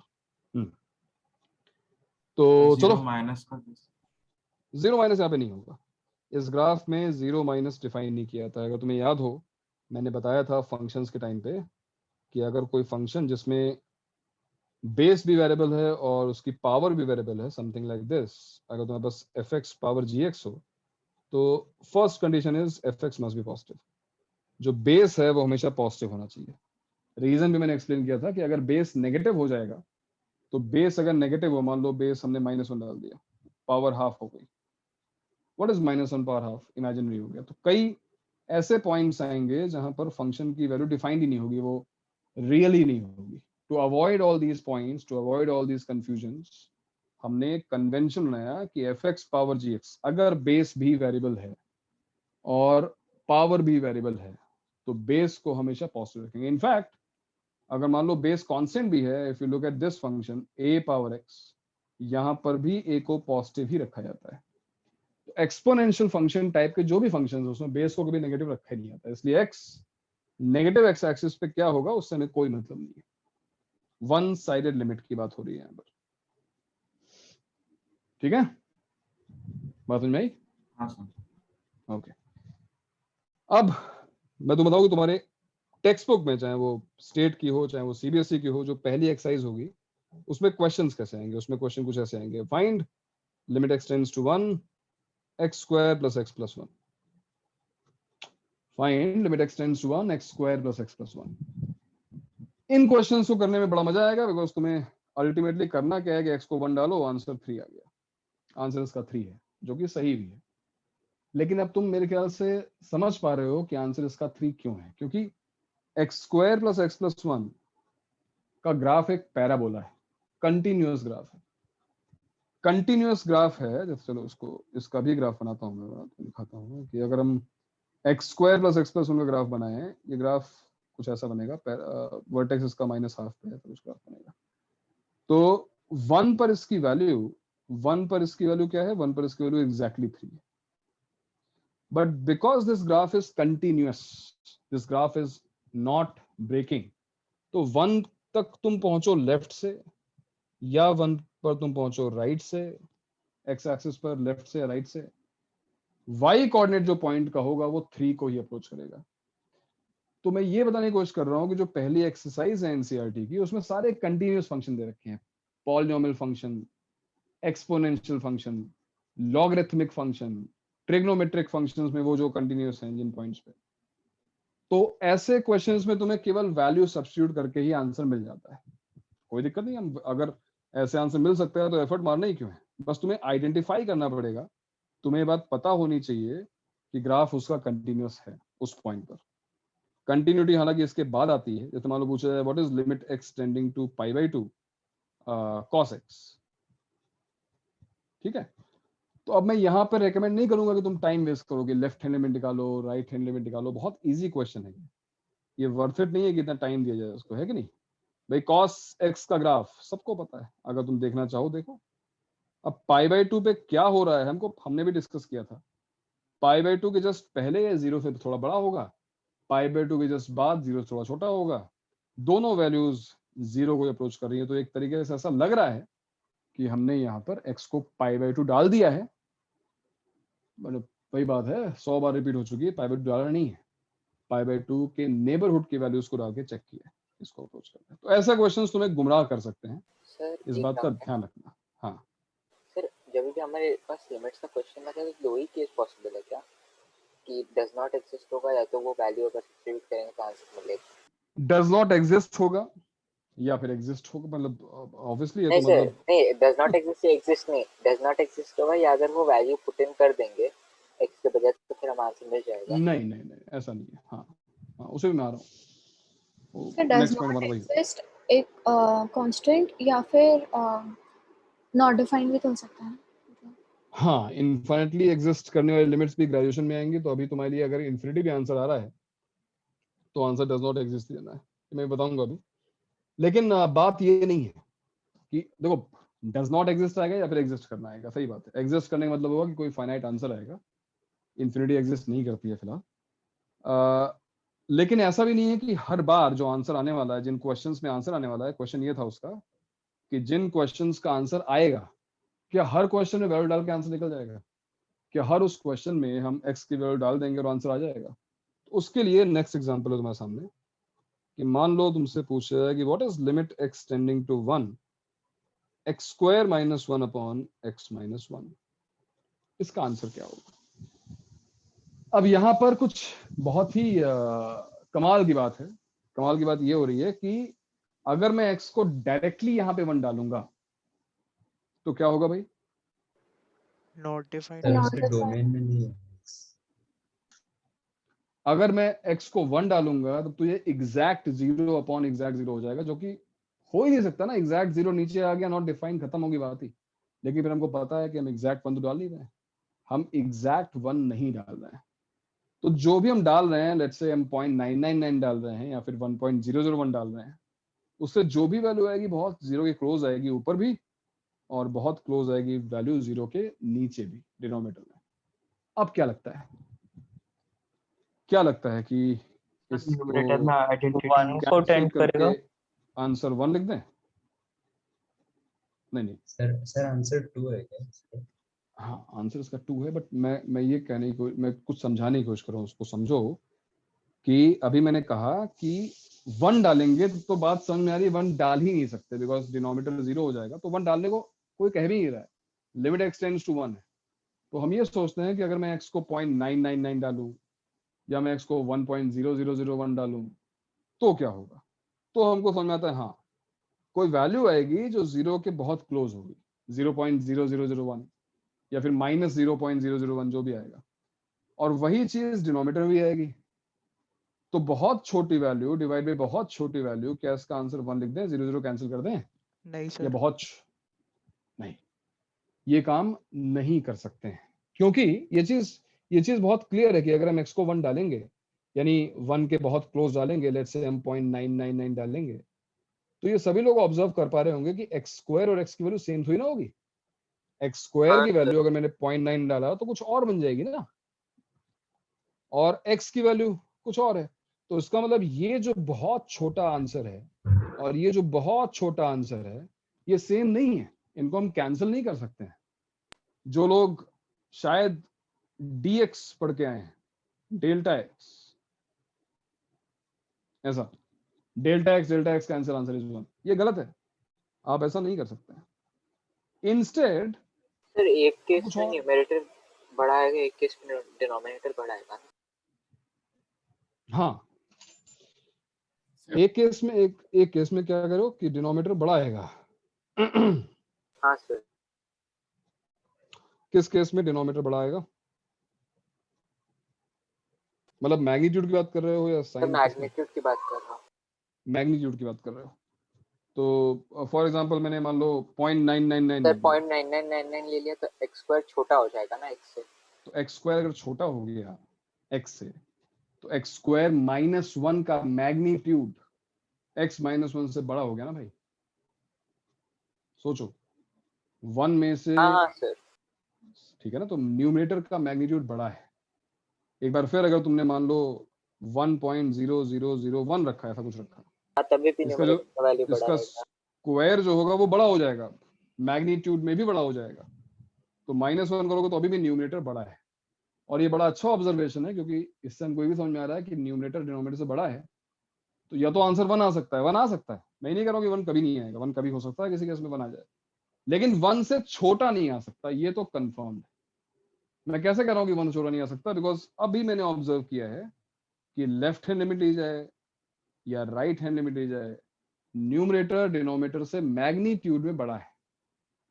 अब इस क्वेश्चन को सॉल्व कैसे करें? हम सॉल्व क्यों नहीं कर पा रहे हैं? टेल मी, क्या न्यूमरेटर में 0 आ रहा है, 0 के बहुत क्लोज आ रहा है, इसलिए सॉल्व नहीं कर पा रहे हैं? नहीं, प्रॉब्लम हमेशा डिनोमिनेटर होती है। डिनोमिनेटर में वी कैन नॉट एक्सेप्ट 0। अगर 0 आएगा डिनोमिनेटर में तो हम परेशान हो जाएंगे। बट यहाँ पर सर न्यूमरेटर को x-1 एक्सप्रेस, हाँ, सभी लोग बहुत देर से सोच रहे होंगे बोलने के लिए कि क्यों नहीं हम इसको फैक्टराइज कर रहे हैं। बिल्कुल सही बात है, फैक्टराइज करो, इसको फैक्टराइज करो और बताओ कि क्या फैक्टराइज करने के बाद जो दो फैक्टर्स हमको सेम दिखाई दे रहे हैं, can we cancel these two factors? x=1 डालना पड़ेगा। हाँ सर कर सकते हैं। x not equal to 1 already डाला हुआ है, तुम्हें डालने की जरूरत नहीं है, बिकॉज यहाँ पे लिखा हुआ है x is approaching to 1, so x is not equal to 1, don't worry। x is equal to 0.999 something, x is equal to 1.001 something, x 1 नहीं है, so don't bother. अब बताओ अगर हम x minus 1 कैंसिल कर चुके हैं तो अब तुम्हारा आंसर क्या आ रहा है? Remember x is approaching to 1, अब बचा क्या है? केवल x plus 1. x plus 1 तो वैसे भी कंटिन्यूअस है, ठीक है, 1.01 डालो या फिर 0.9 डालो, तुम्हें दिख रहा होगा कि आंसर 2 को अप्रोच कर रहा है. Answer is approaching to 2. तो एक बार फिर फाइनल आंसर निकालते हुए तुमने x को 1 डाल दिया, आंसर आ गया. बट इस बार ऐसा नहीं हुआ जो जोहेब का क्वेश्चन था कि क्या हर वो क्वेश्चन जिसमें आंसर निकलता है क्या उसमें डायरेक्टली वैल्यू सब्स्टिट्यूट करके आंसर निकल जाएगा, जैसा कि ऊपर हो रहा था, यहाँ पे 3 आ गया, यहाँ पे 0 आ गया. तो क्या हर क्वेश्चन ऐसा होगा? नहीं. आंसर है नहीं, ऐसा नहीं होगा. कुछ क्वेश्चंस में हमको सिंप्लीफिकेशन करना पड़ेगा. Now that simplification can be factorization, it can be rationalization, and there are a lot of other tricks which we have to learn. This chapter is all about learning these tricks. इस पूरे chapter का, ठीक है, अभी आज तुमने start किया है जस्ट, तो वो सारी ट्रिक्स आज नहीं हो पाएंगी, लेकिन इस पूरे चैप्टर का जो कहोगे, मतलब अब जो जेई का क्वेश्चन बनेगा वो क्या बनेगा, तो वो जेई क्वेश्चन कुछ ऐसा बनेगा. ये तो बहुत सिंपल है, जहां पर तुम्हें वो सिंप्लीफिकेशन करना पड़ेगा तभी तुम आंसर तक पहुंच पाओगे. ठीक है ना? तो बोलो भाई, कनेक्ट कर पा रहे हो? मैं बोल रहा हूँ समझ में आ रही है बात ना? ये क्वेश्चंस डायरेक्टली सॉल्व हो रहे थे, बट यहाँ पर मुझे फैक्टराइजेशन करना पड़ा. क्यों फैक्टराइजेशन करना पड़ा? बिकॉज यहाँ पे कुछ ऐसा आ गया था, this a very small number divide by a very very small number, and this confused us. बहुत छोटे नंबर को बहुत छोटा नंबर डिवाइड करेगा तो मुझे क्या पता क्या आएगा? कुछ भी आ सकता है भाई, बहुत बड़ा नंबर आ सकता है, कोई फाइनाइट नंबर आ सकता है, कुछ भी हो सकता है, I don't know.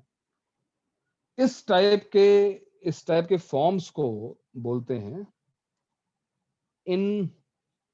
Indeterminate forms. Point number 4. नाम एक बार फिर क्लियर है भाई? इनडिटरमिनेट है ना?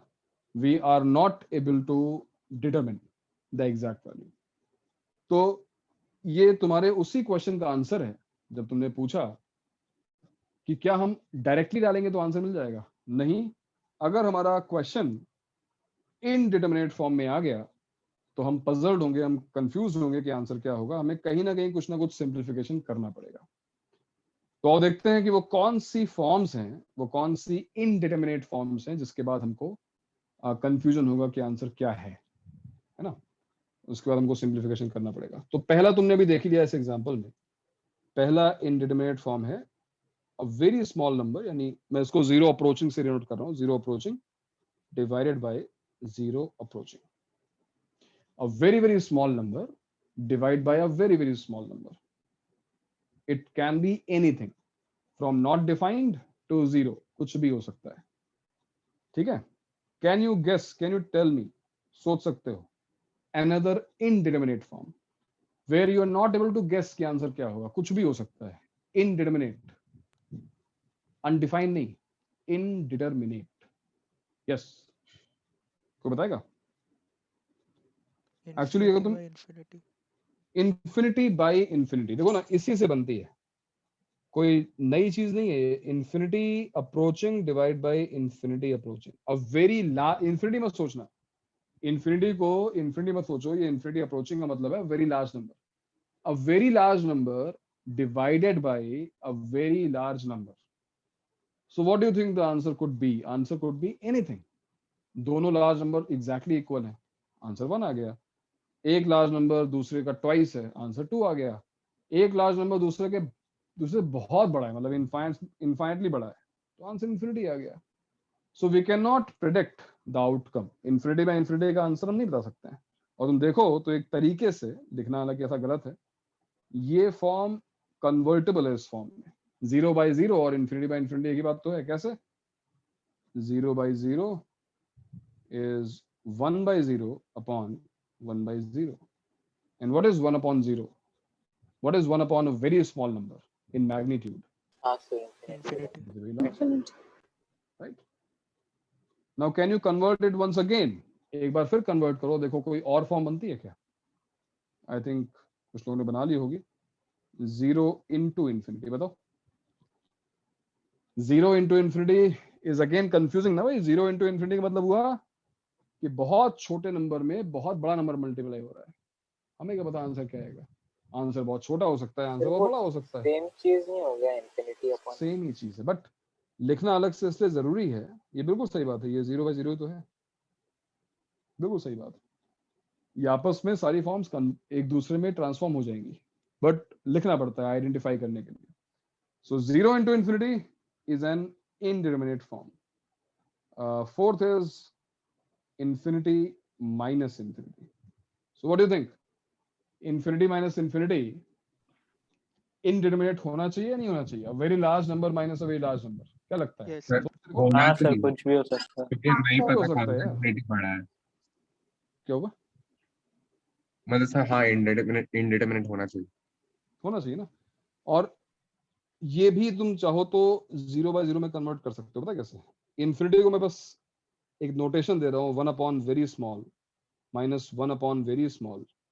So you can see it is, अब ये exactly जो very small है सेम तो है नहीं, बट अगर मैं सबट्रैक्ट करूँ किस तरीके से, it is like a very small number divided by a very small number. तो चारों फॉर्म्स जो है ना वो एक जैसी ही हैं। अभी जब हम इसको सॉल्व करेंगे तो तुम्हें दिखाई देगा कि सारी फॉर्म्स जो हैं वो 0/0 में कन्वर्ट हो जाती हैं अगर जरूरत पड़े तो, अगर हमको कन्वर्ट करने की जरूरत पड़े तो ये चार फॉर्म्स बेसिक फॉर्म्स हैं जो हमारे सिलेबस में है। बना इससे सिलेबस तो हमारा जो बोर्ड सिलेबस है उसकी बात कर रहा हूँ, बट देन कुछ ऐसे हैं क्वेश्चन है मतलब एडवांस में क्वेश्चन आया तो वहीं से आएगा। 3 फॉर्म्स और हैं, उनमें से एक है 0 to the power 0, यानी a very small number to the power very small number. Now you will say कि भाई ये तो हमने भी डिस्कस किया है, आंसर इसका 1 होता है। तो ध्यान रहे कि जो हमने डिस्कस किया है वो x पावर x था, यानी वहां पर very small number power the same very small number, same number लिखा हुआ था, बट यहां पर मैं ये गारंटी दे रहा हूं कि दोनों सेम नंबर्स हैं, राइट भाई। इट्स लाइक लिखा हो x to the power sin x, x to the power sin x, limit x approaching to 0 plus. ठीक है, अब x भी 0 को अप्रोच कर रहा है, बहुत छोटा नंबर है। साइन 0 भी 0 को अप्रोच करता है, साइन 0 तुमको पता है 0 है, तो दोनों ही 0 को अप्रोच कर रहे हैं, बट इस बार दोनों डिफरेंट है। तो आंसर हमेशा 1 आए ये जरूरी नहीं है, हालांकि मोस्ट ऑफ द केस में आंसर 1 ही आता है, बट ठीक है आगे देखिए। Next indeterminate form is infinity to the power 0. Again infinity power 0 क्यों ये indeterminate क्यों लग रही है? बिकॉज बहुत सिंपल सा, बहुत बड़ा बेस है, बहुत ज्यादा बड़ा बेस है, पावर लेकिन बहुत छोटी है। अब पावर अगर छोटी है तो क्या होगा भाई? अगर पावर फ्रैक्शन में नंबर छोटा होता है तो हो सकता है कि नंबर रिड्यूस होकर कोई फाइनाइट वैल्यू बन जाए, हो सकता है ये नंबर रिड्यूस ना हो, आंसर इन्फिनिटी रहे।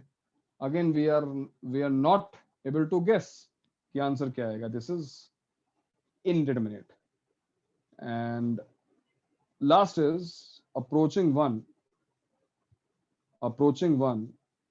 to the power approaching infinity.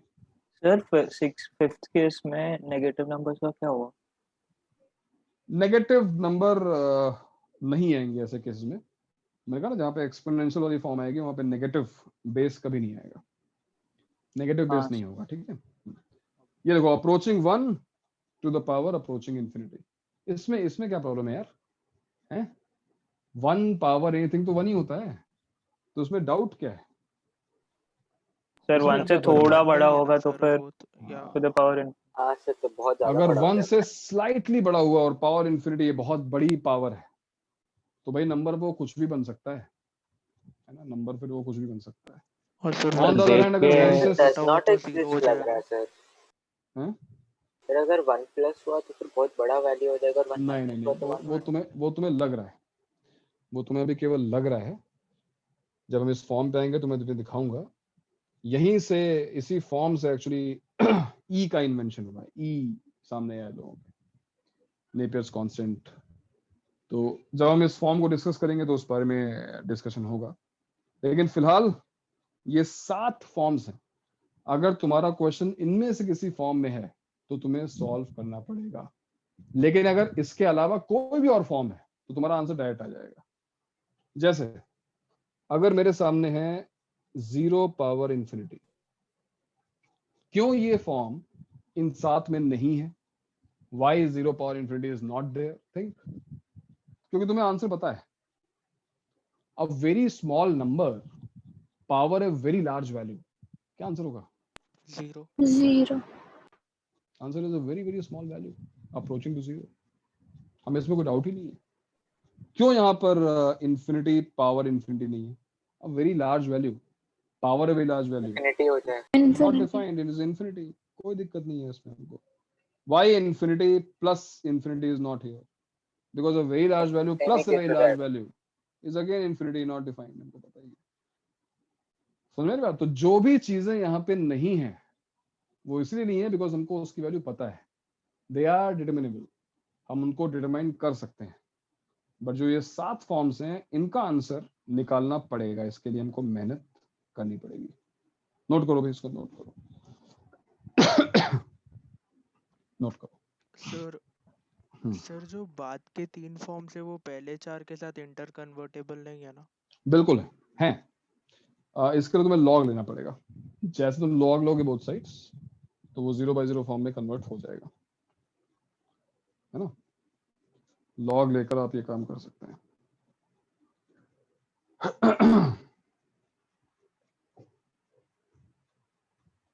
Note कर लिया? Yes sir. ओके। अब क्योंकि देखो फिर वही बात है, मैथ्स वाली बात है यार, तो मैं रिस्क नहीं लूंगा। केवल थियरी पढ़ा के आगे नहीं जा सकते। इस पर भी कुछ क्वेश्चन बना देते हैं, जैसे तुम्हें क्लियरली समझ में आया कि नहीं समझ में आया कि इंडिटरमिनेट फॉर्म क्या होती है। तो चेक करो, check whether the following limits are in indeterminate form और नॉट। तो फर्स्ट है limit x tending to 0 1 minus cos x upon x square. तुम्हें आंसर निकालने की जहमत नहीं उठानी है, तुम्हें केवल ये बताना है कि जो क्वेश्चन है वो इनडिटरमिनेट फॉर्म में है या नहीं है। बस इतना बताओ, is this any one of these indeterminate forms और नॉट? बताओ। Yes sir. Yes sir.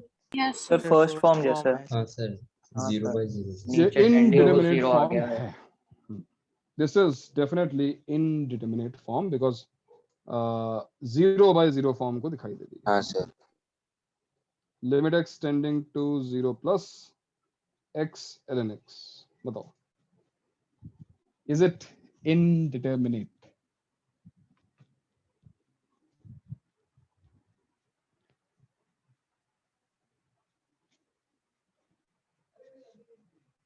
Don't worry about the sign, हमें केवल मैग्नीट्यूड की बात करनी है, ठीक है। जब व्हेन आई से इंफिनिटी, तो इंफिनिटी का मतलब है value which is very large in magnitude. Sign से में फर्क नहीं पड़ता है, ठीक है। सर थर्ड फॉर्म है ये। इट इज 0 इंटू इंफिनिटी, है ना। बिल्कुल सही बात है भाई। जब x, तुम लोग कंफ्यूज क्यों बैठे हो भाई, क्यों नहीं बोल रहे थे? जब x 0 को अप्रोच करेगा, जब x 0 को अप्रोच करेगा, चलो ये तो बहुत छोटी वैल्यू है। ln 0 प्लस क्या होता है? लॉग। बहुत छोटी वैल्यू का लॉग क्या होता है? लॉग का ग्राफ याद है ना? Minus infinity. Minus infinity. तो 0 इंटू इंफिनिटी फॉर्म तो ही है। It is indeterminate form. सही है ना? हाँ सर। तीसरा बताओ। Limit x tending to 0 plus gif x upon x।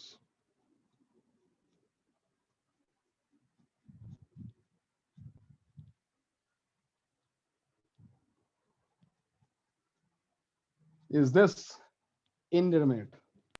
No sir नहीं है सर। सर 0 एग्जैक्ट 0 है। 0 0 हो जाएगा। तो ऊपर तुम देख सकते हो GIF की वजह से GIF 0 प्लस इज एग्जैक्ट 0, ये एग्जैक्ट 0 है। बट डिनोमिनेटर में टेंडिंग जीरो है, अप्रोचिंग जीरो है, जीरो नहीं है, 0.001 है, -0.01 है, यहां पर हम कहीं कंफ्यूज नहीं है भाई, हम डायरेक्टली वैल्यू रखेंगे, आंसर निकालेंगे। It is not an indeterminate form, no, answer directly zero आ गया। तो अगर वो इनडिटरमिनेट फॉर्म नहीं है ना, तो तुम्हें तुम्हारा आंसर डायरेक्टली मिल जाएगा। एक और ट्राई करते हैं, limit x tending to 0 plus limit x tending 0 plus x to the power cos x, बताओ।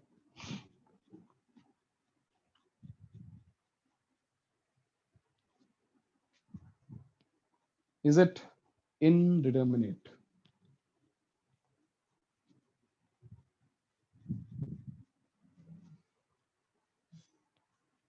No sir. सर नहीं है, नहीं zero sir, to the power power infinity. Infinity. Zero है सर। Approaching zero, ठीक है, 0 plus power approaching infinity, answer is 0। बहुत छोटी value पे बहुत लार्ज पावर लगाओगे, आंसर 0 है। It is not indeterminate. हम आंसर डिटरमिन कर सकते हैं, है ना। एक और देखो, limit x tending 0, 1 plus x to the power 1 upon x, ये देखो, बताओ।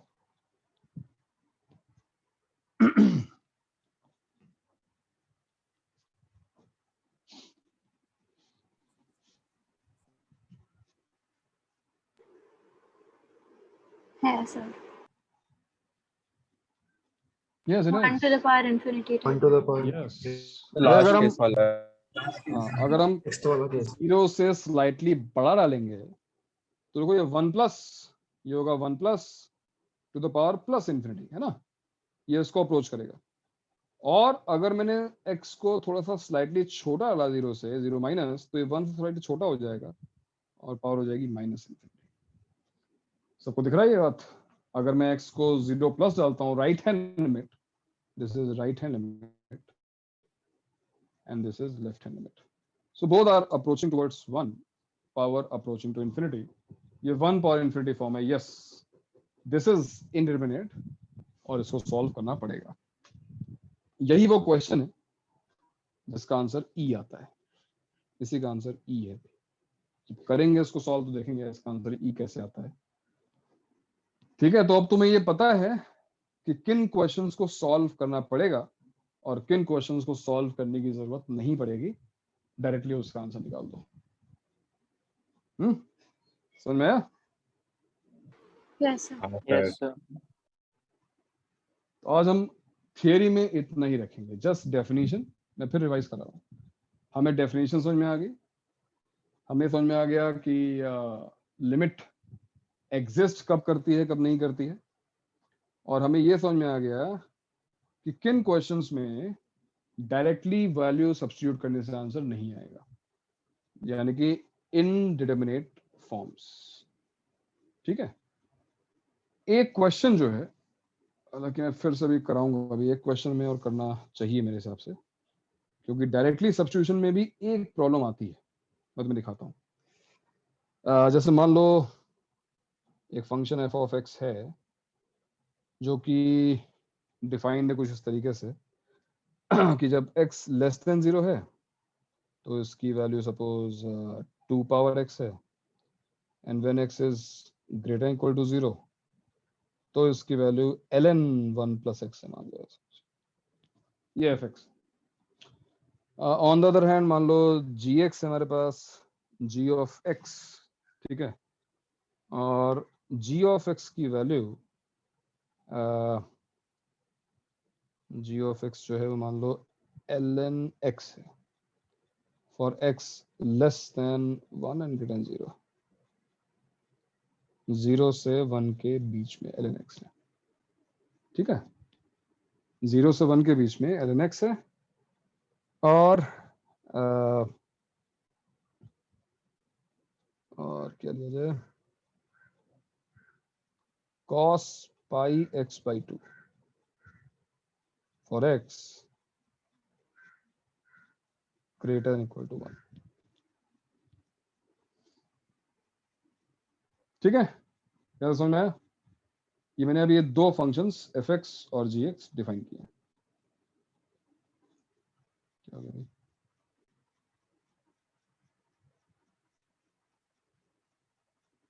ये क्वेश्चन मैं इसलिए दे रहा हूँ कि तुम्हें लिमिट उतनी ही ज्यादा समझ में आती जाएगी जैसे तुम जितने अच्छे क्वेश्चन लगाते जाओगे। एक क्वेश्चन यहाँ माइनस लगा देते हैं, एक बार माइनस लगा, क्यों लगाया है वो बाद में बताऊंगा।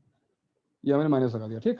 अब तुमसे क्वेश्चन पूछा जाए find limit x tending to 1, x tending to 1 f of gx, ठीक है। क्वेश्चन सबको समझ में आया? क्वेश्चन है क्या? क्वेश्चन है limit find limit x tending to 1 f of gx।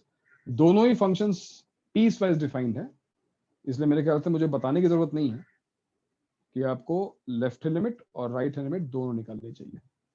और कोई भी अगर ये सोच रहा हो कि चलो x को 1 डाल देते हैं, तो बहुत ही गलत सोच रहा है कि x को 1 डाल नहीं सकते, क्योंकि x 1 है ही नहीं। x या तो 1 प्लस है या 1 माइनस है। तो अब सभी लोग मुझे RHL जो भी आ रहा है आंसर, कोई बात नहीं, गलत होगा तो उसको हम डिस्कस करेंगे, चिंता मत करो, क्योंकि गलत हो सकता है, बहुत मतलब अच्छे क्वेश्चंस में से है ये। So can you find right hand limit and left hand limit for this question? सोच के बताओ आराम से।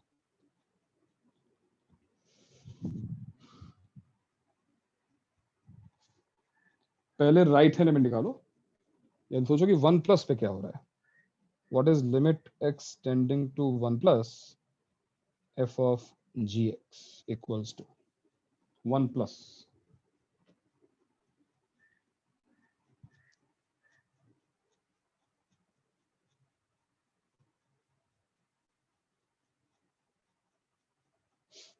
किसी का आंसर आएगा तो बताएगा। हाँ, किसी का भी अगर आंसर आता है तो बताओ।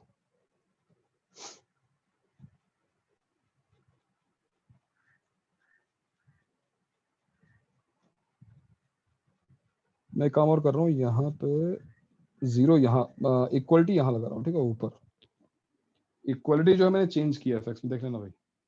fx में मैंने x लेस देन और इक्वल टू 0 कर दिया है।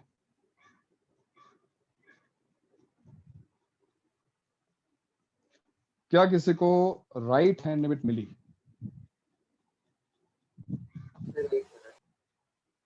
मिली?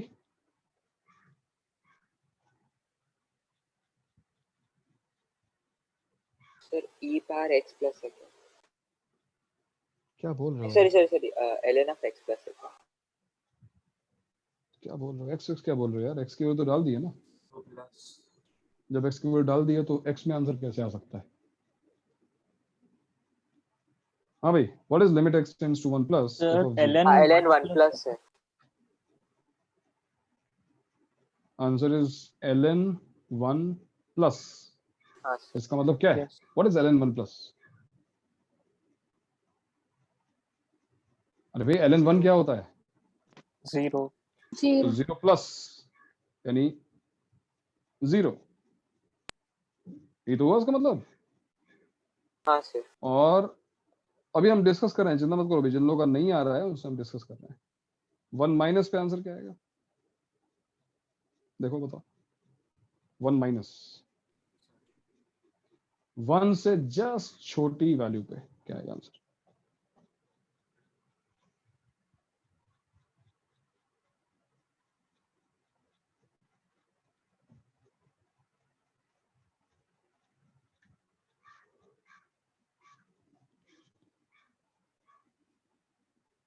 सर 1 है क्या? कैसे आया? सर 2 पावर 0 माइनस आ रहा है।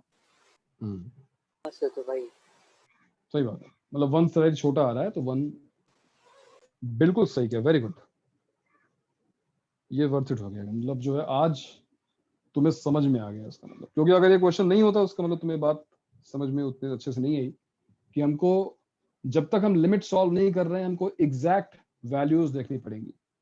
क्योंकि अब जिन लोगों को ये क्वेश्चन नहीं आया हो, मैं फिर तुम्हें समझाता हूँ कि राइट हैंड लिमिट निकालते हुए limit x tending to 1 plus f of, अब जरा इस पे आते हैं, मैं केवल समझाने के लिए यहाँ पे 1 प्लस लिख रहा हूँ, g1 plus what is g 1 plus 1 से स्लाइटली बड़ी वैल्यू। हम कहाँ पे पहुंच गए, हम यहाँ पहुंच गए सबसे पहले, 1 से बड़ी वैल्यू है ना x ग्रेटर इक्वल टू 1।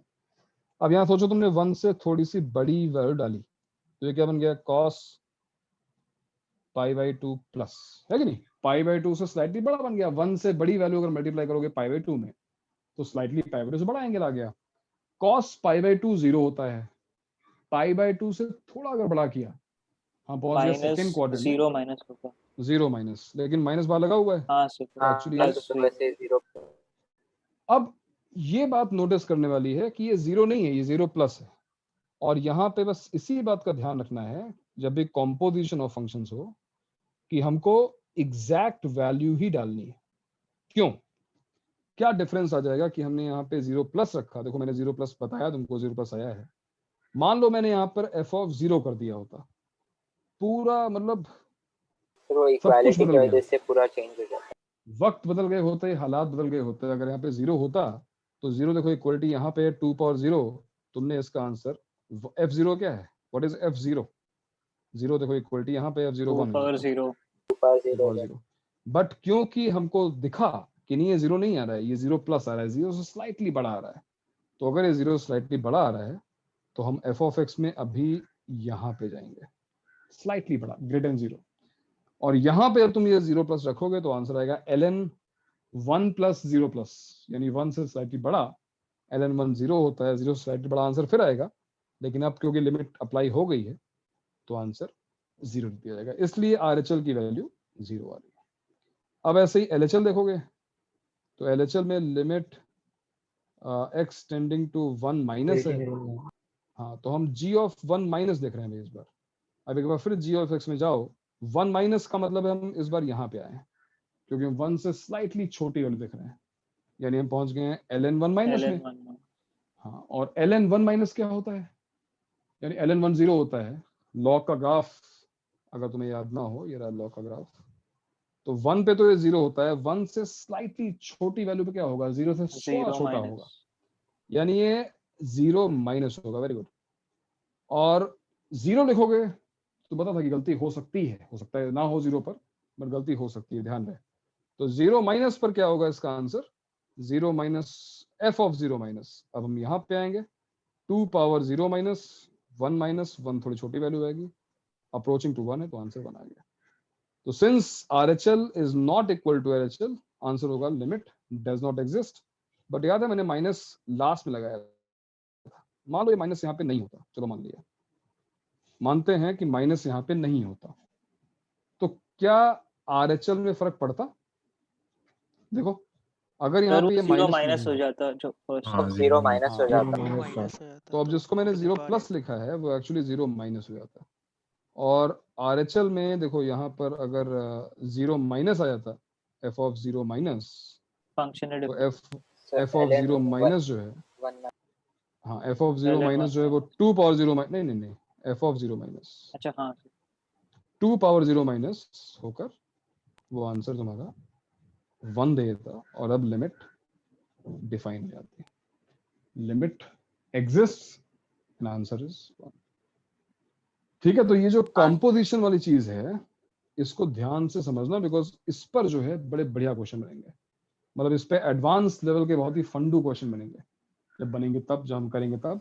आज हमने केवल बेसिक पढ़ा है, तो आज अगर नेक्स्ट लेक्चर के पहले, नेक्स्ट लेक्चर में मेजॉरिटी ऑफ क्वेश्चंस हम करेंगे, नेक्स्ट लेक्चर के पहले कम से कम नोट्स देख लेना, आज जो इलस्ट्रेशंस ली उनको नोट कर लेना, वापस ऑब्जर्व कर लेना, वापस पढ़ लेना क्या हुआ, और अपनी एनसीईआरटी या स्टेट की बुक उठा के पहली एक्सरसाइज जरूर सॉल्व कर लेना, जिससे तुम्हें क्लैरिटी रहे आगे बढ़ने से पहले, तुम्हें सब कुछ आता हो। ठीक है, और अगर अभी भी कोई थियोरेटिकल डाउट हो तो मुझे भेज दो व्हाट्सएप पे। बस इंडिटरमिनेट निकालने में इशू हो रहा है। क्या इशू रहा, बताओ। तो मतलब इंडिटरमिनेट है या नहीं है, वो उसमें थोड़ा नहीं, ये लॉजिकल चीज है, ये मेरे ख्याल से थोड़ा सा सोचो, दिमाग लगाओ, क्यों मैंने बार बार डिस्कस किया कि बहुत छोटी वैल्यू डिवाइड बाय बहुत छोटी वैल्यू, कुछ भी हो सकता है, बट बहुत छोटी वैल्यू पावर बहुत बड़ी वैल्यू, हमको पता है कि आंसर क्या है। तो जहां पे हमको नहीं समझ में आ रहा है कि आंसर क्या है, वही इंडिटरमिनेट है।